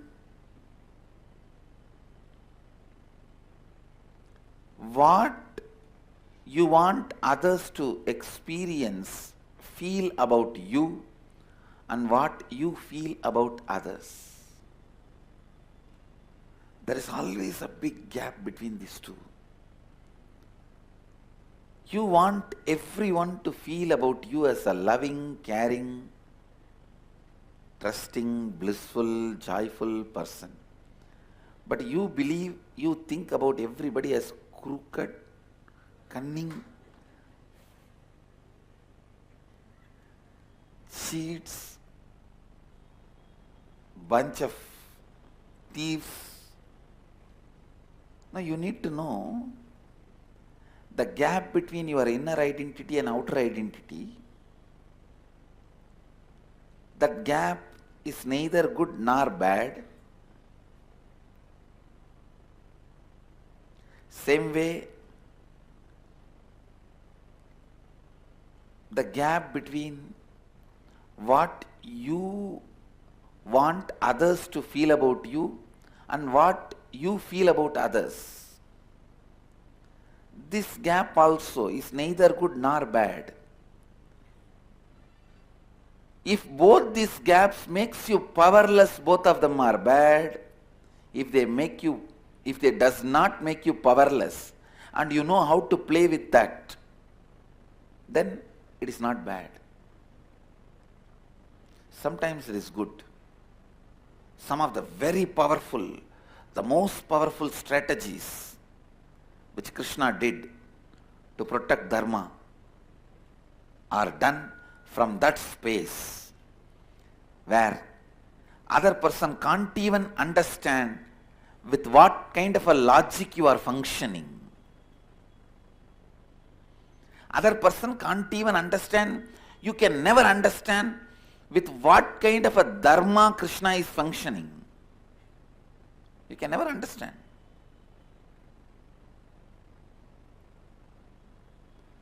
But he is the most dharmic being. Because the gap between inner identity, outer identity has not put him in powerless space. SDHT, self-doubt, hatred, denial. When he was running away from Jarasandha, I can be 100% sure he would have had a cup of coffee or a coke and chatting with his Sakhis, if not flirting, in his chariot. He would not have had a single moment of powerlessness.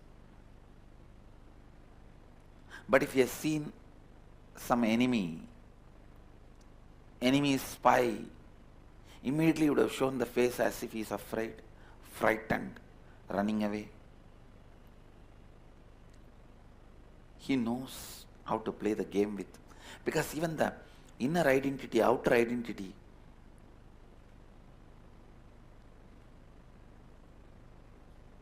the life image and others' image, even that has become like a nail and hair for him with which he can do makeup, whatever he wants and play with it.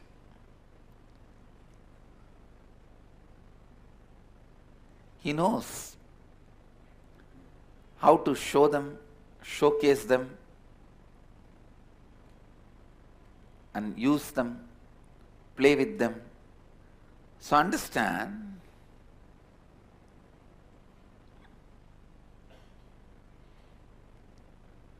not to fall into any powerlessness by these four identities and the gaps between them is completion. Today I am going to lead you guys for that only. Today I am leading you guys to that level of completion.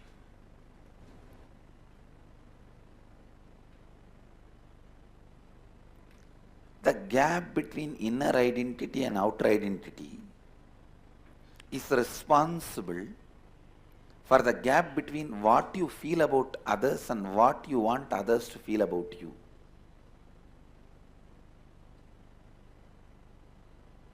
Both gaps are connected. I'll tell you exactly, precisely what kind of a relationship exists between these four and why there is powerlessness, how we can get out of it. See, all these complications, fears, everything is just because of the identity crisis. People not knowing what they want to do.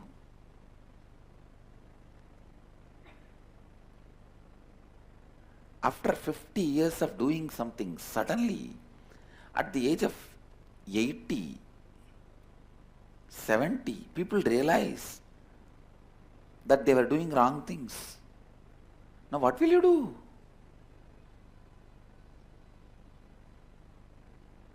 Now what will you do?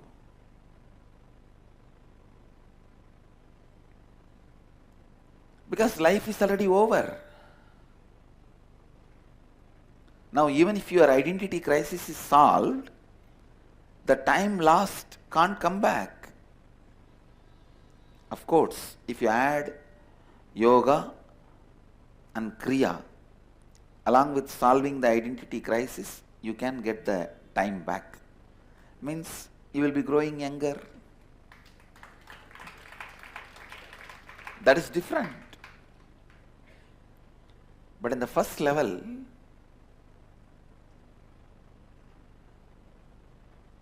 if you lost life without knowing what you really want to do and doing something what you want, I tell you, that is the biggest loss than any business loss. If I leave the body this moment, I won't have any problem that I wasted my life. I have done everything possible and impossible.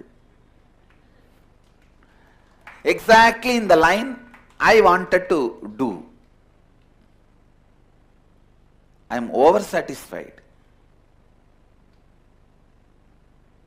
I tell you, out of oversatisfaction, when you move, whatever you do will be out of gratitude and love.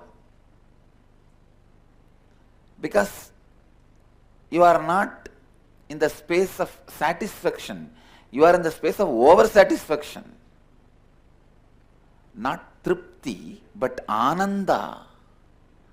Tripti means satisfaction, contentment, which is always on the verge.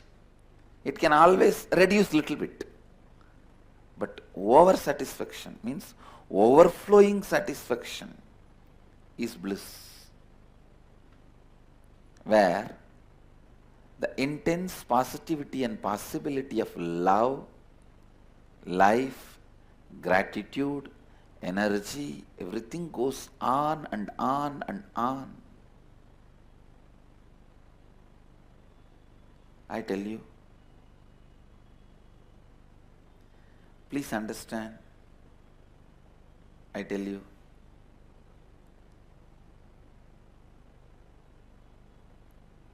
really I tell you, bring your listening and receive this word. The identity crisis need to be solved for every human being the moment he starts building this identity. Like how when a child starts growing, he needs nutritions. We take care and try to supply all the nutritions that child needs. Same way, we should supply this knowledge and help every child to achieve completion and solve this issue of identity crisis. Listen. If the identity crisis is solved, you are the best being.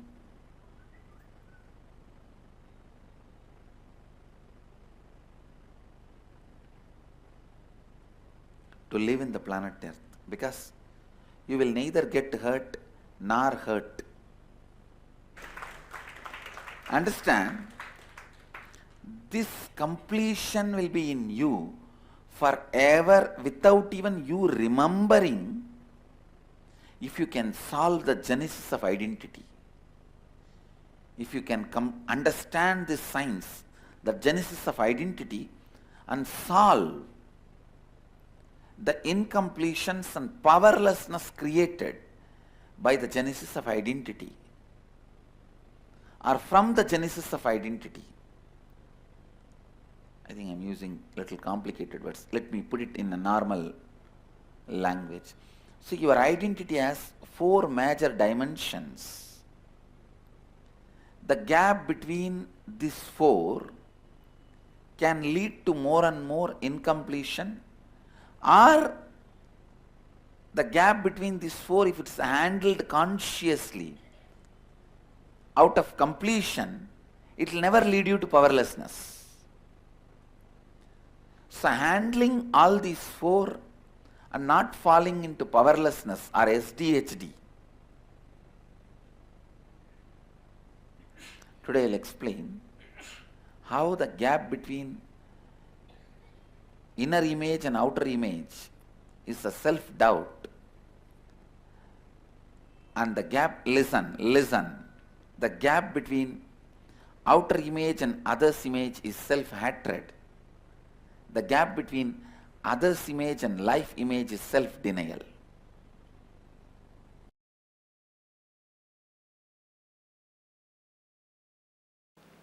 Now I want you to understand basically few things about you. Please listen. I am going to now introduce you to you. That's very important. Finding you to you. If you find you, you found God. If you don't find you, you have not found God. You have not found anything. You don't know what is joy. You don't know what is pain. You don't know what is pleasure. If you don't know you, how will you know what is your pain and what is your pleasure, what is good for you, what is bad for you? You will only have the rough idea about what is good for you, what is bad for you from others, not from you. I tell you, anything which you don't want to face in your life is because you don't know you.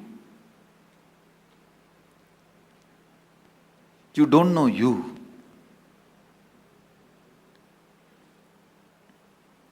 I am introducing you to you.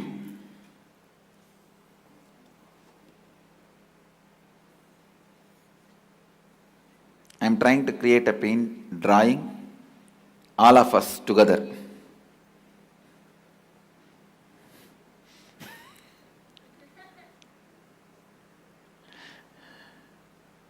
Listen, whatever you think about you inside you, whatever you believe strongly as you inside you, is inner image.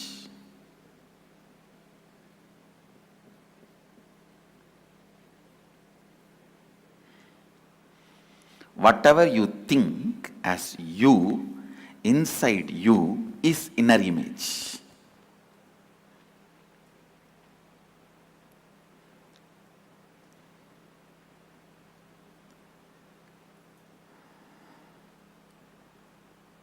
If you see sometime, you will feel you will be always successful in everything.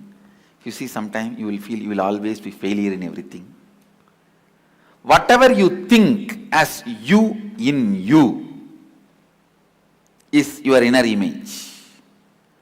How you show you to others,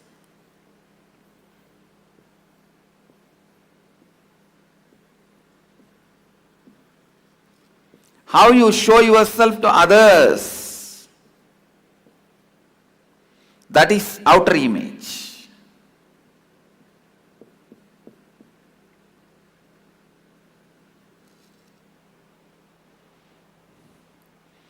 That is outer image.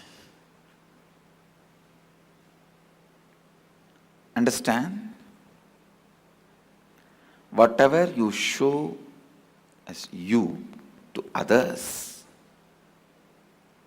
Usually you show through your words, body language, the way you project you.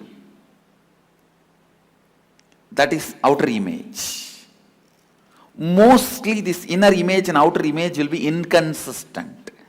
They will not be matching with each other. Inner image will be lower than what you are, outer image will be higher than what you are. There will be a big gap. What you think as, what you feel as you and what you speak as you. This gap, the gap between your mouth and the heart, that is what I call confusion in life. Anyhow, I can say anyway, source of confusion. This inner image, outer image, then what others perceive about you, whatever you may show, people will have their own ideas about you. They will perceive you in their own way. That is called others' image.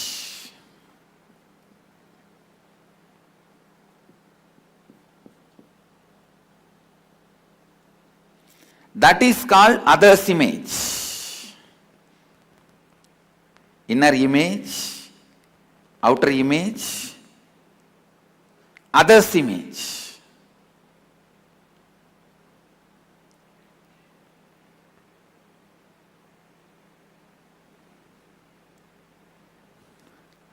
How others perceive you.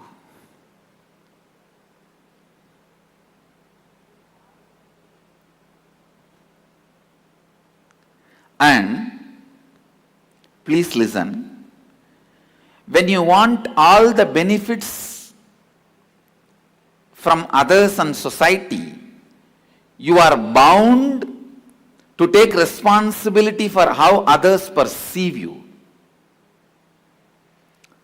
You can't say, how others perceive me, I am not responsible for that. No. You can't say that. You are responsible for how others perceive you. You are responsible for how others perceive you.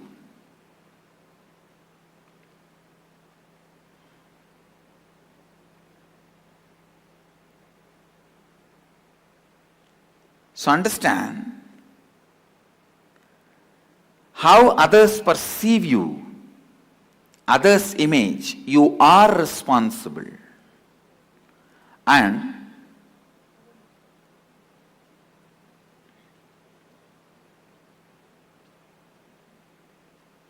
how you perceive the world and life, what you have in your head about life.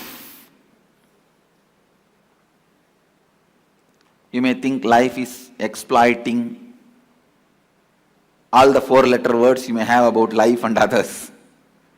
That is called life image.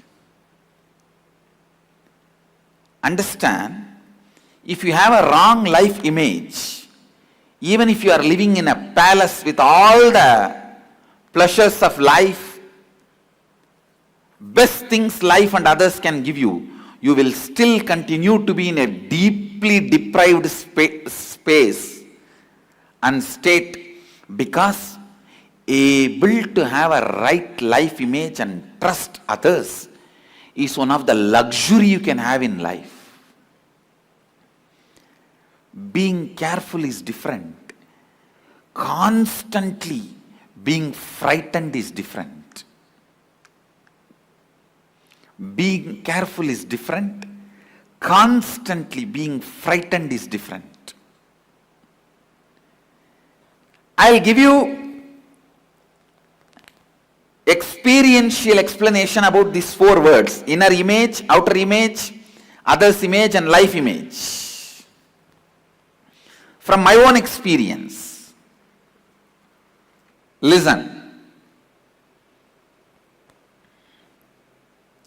When I look inside me, my inner image, I see a vast, powerful space of Purnatva, complete completion, or Sunyatva, emptiness, living emptiness. You can call that as a soul, God, energy, Mahadeva, whatever.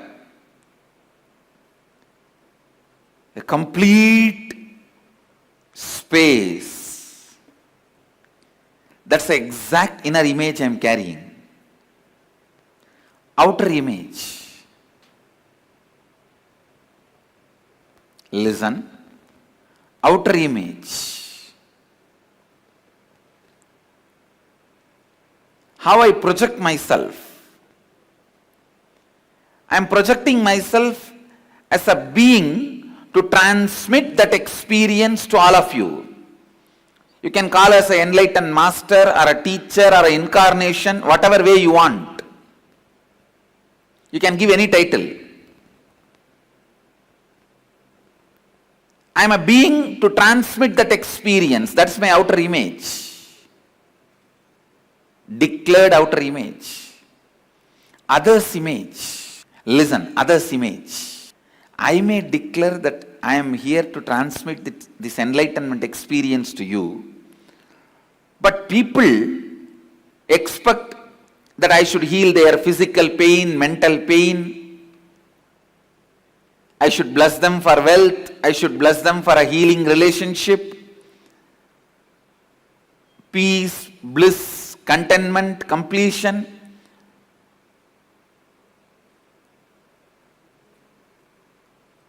See, the other's image, what people perceive from me and expect from me, maybe it is different than what I declare, but even then I am responsible.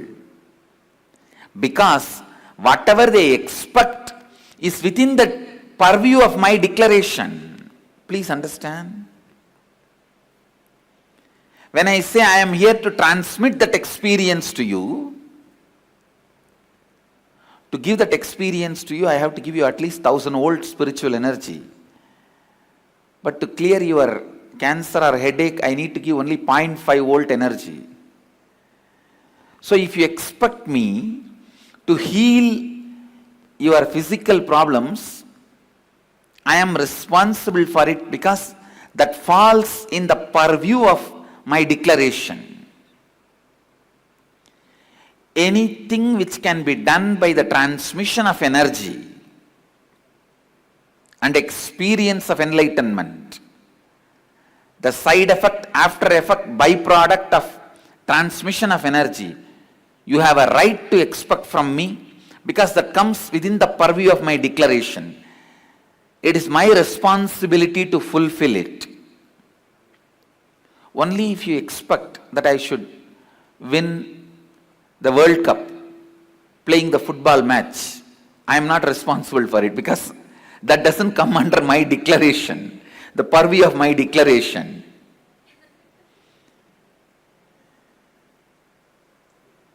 But anything you expect in the line of physical health, mental health, complete relationships, wealth, fulfillment, completion, enlightenment, I am responsible for it. Either I have to give you that. If you are not ready to receive, I have to prepare you and give you that. But till you achieve it, I am responsible. This is what is taking responsibility for others' image. And the life image. The image I have about life and others. The whole world is here to celebrate this joy with me, to celebrate this bliss with me, to celebrate this completion with me. That's all.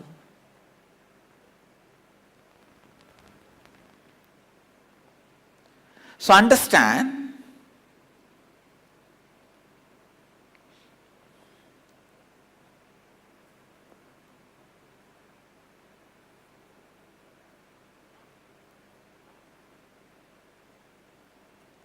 Now you also look in and find out the inner image you have,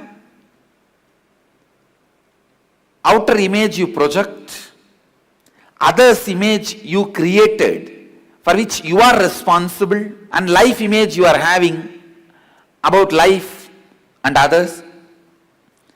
Pen down exactly what you have. Then we will find out the root cause of all the problems you have in your life. Then we will build the right inner image, outer image, life image, others image. Come on. First, let's spend a little time in finding the inner image you are having, outer image you are having, others image you are having, life image you are having, without editing. Please start penning down.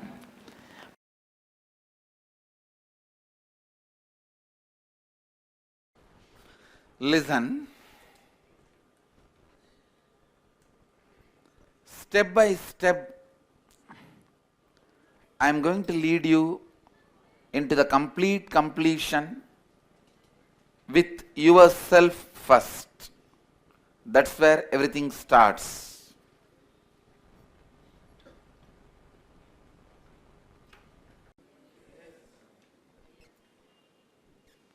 And how you project you to others.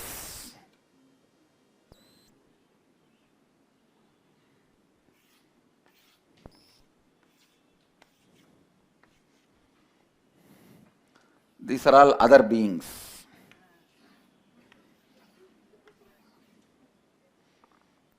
You can name your father, mother, brother, spouse, children, whatever you want. How you project you to others, outer image.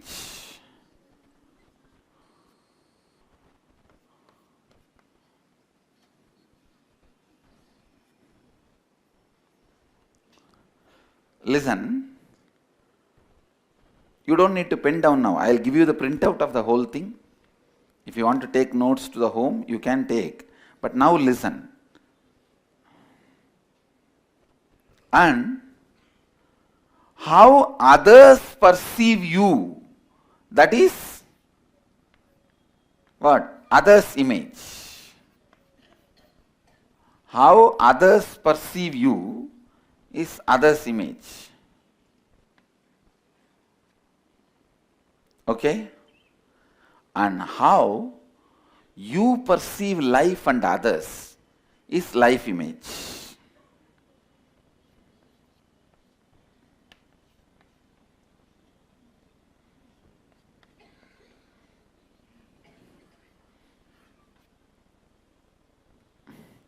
How many of you are able to understand these 4 words?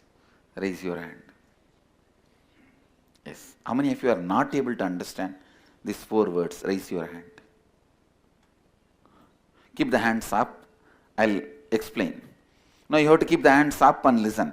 Whoever is not able to understand these 4 words, I'll explain once more so that you will listen. Listen. Now how many of you understand these 4? Alright, drop the hands. Aligning all the 4 and raising them to the peak is authenticity. The whole program is just this 2 lines. I am going to now align all the 4, step by step, working on everything. The every incompletion you have, the gap between inner image and outer image, and outer image and others image, and inner image and others image, and inner image and life image, and others image and life image, and life image and outer image. Between these 4 identity, you are actually a joint family living in one body. Please understand. You are a joint family living in one body. You are not embodied being, you are embodied beings together. Incompletions amongst them, completing them, integrating you and raising you to your peak is what I call authenticity. Now I am going to do this step by step for you.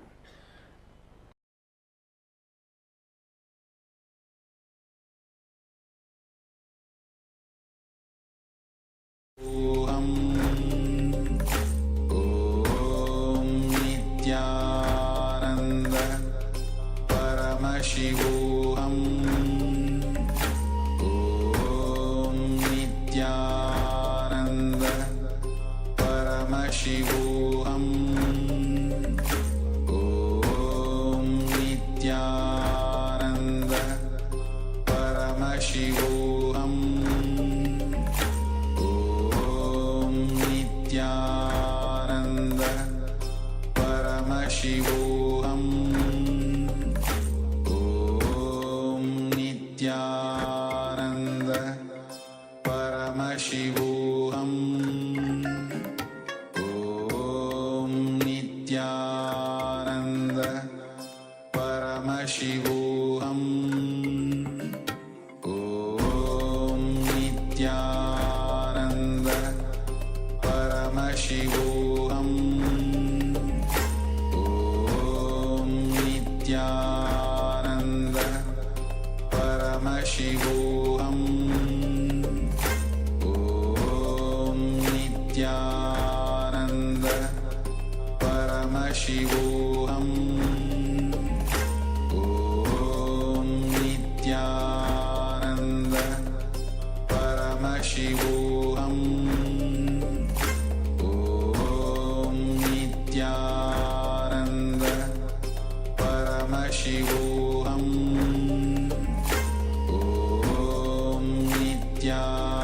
Om Nityananda Paramashivoham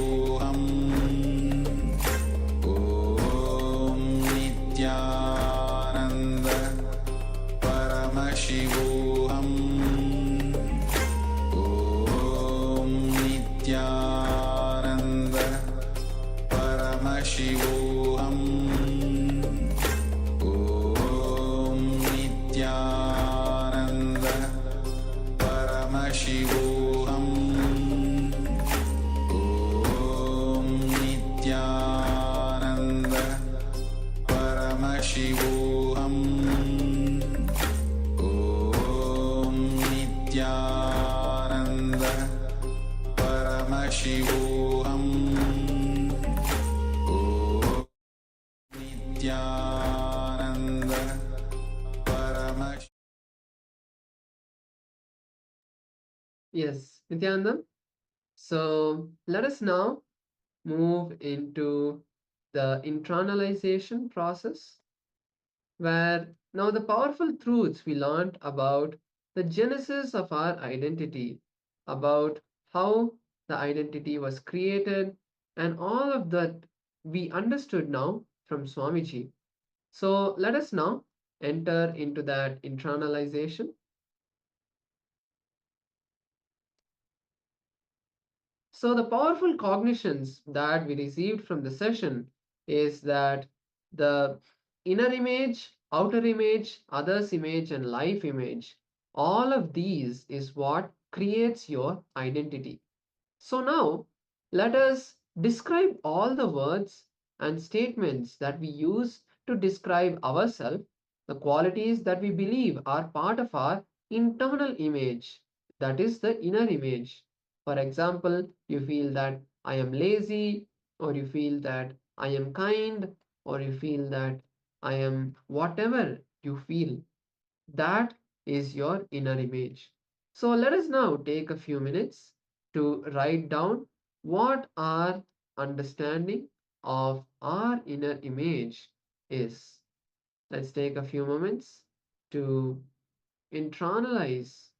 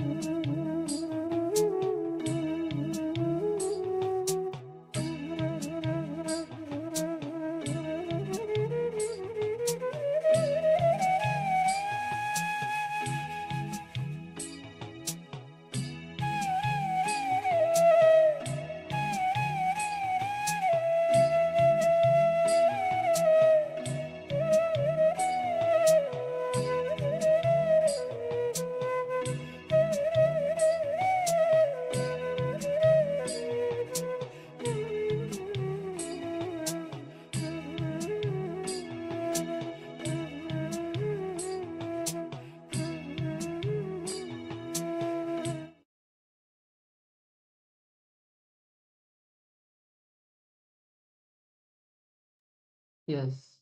Now let's move to the next step of the process.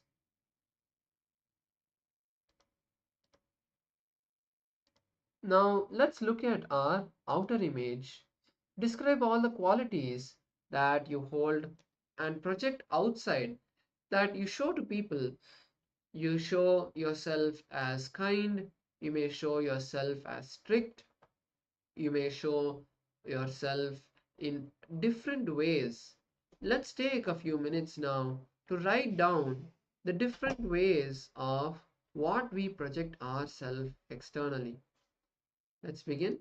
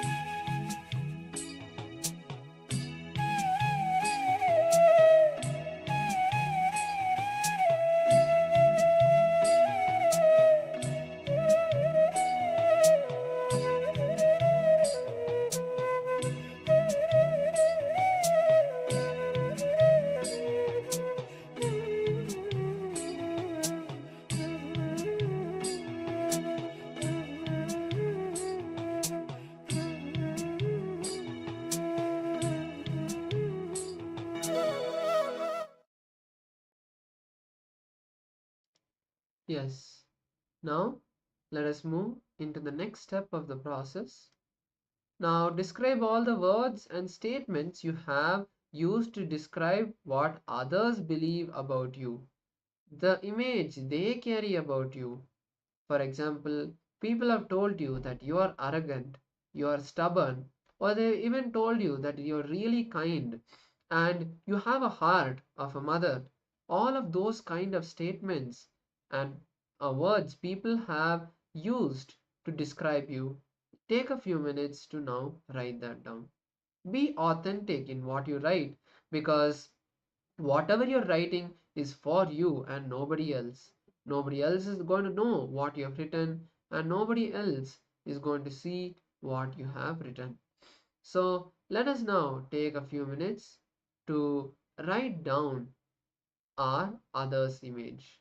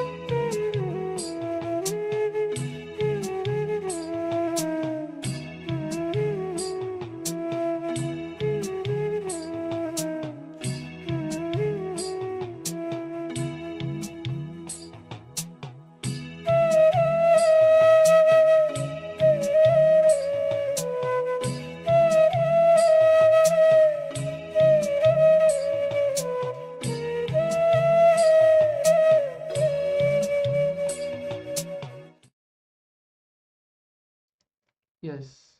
Now let's move to the final step, which is describing our words that we believe about life. For example, you may feel that life is cruel, or you may feel that life is beautiful. Make sure you write down in detail each of the steps and each of the identity. Don't just write down one word or one line. Write at least 20 to 30 words or even 50 words about each of your identity.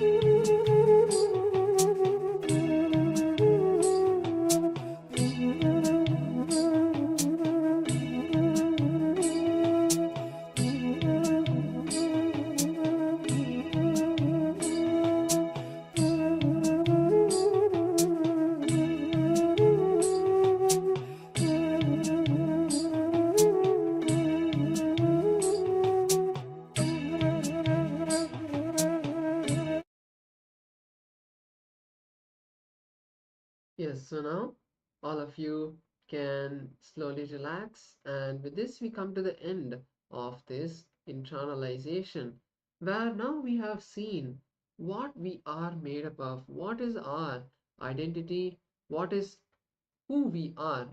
So now with this, let's now move into the power manifestation, where we are going to be manifesting the power of body scanning. We are going to be scanning our body for the basic scanning of our body or of another person. So now all of you can connect with a partner, with another person, and tell them that you're going to be manifesting the power of body scanning. Tell them that you're attending the program and you want to manifest this power with them.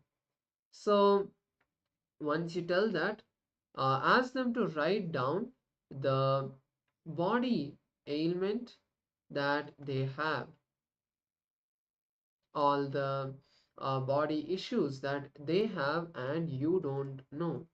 So write that down, and then after writing that down, then close your eyes and connect with Paramashiva. Close your eyes. Start chanting the Mahavakya. Om Nityananda Paramashivoham. And request Paramashiva to manifest and show everything about the other person's body. And then you can share at the end of the manifestation to your partner what you were able to see. So let's begin the manifestation now. Let me repeat the instructions more clearly. First, ask the other person to write down the ailments that they have in their body that they are aware of. And then you close your eyes, connect with Paramashiva, start chanting the Mahavakya, and request Paramashiva to reveal the ailment that they have, and then share that with them and verify your manifestation. Let's begin. Nityananda Paramashivoham Om Nityananda Paramashivoham Om Nityananda Paramashivoham Om Nityananda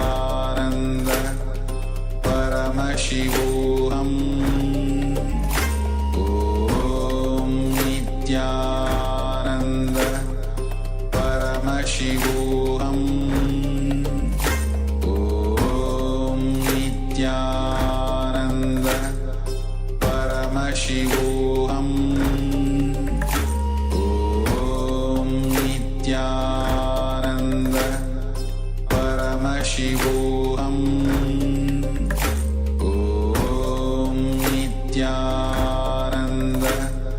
Paramashivoham Om Nityananda Paramashivoham Om Nityananda Paramashivoham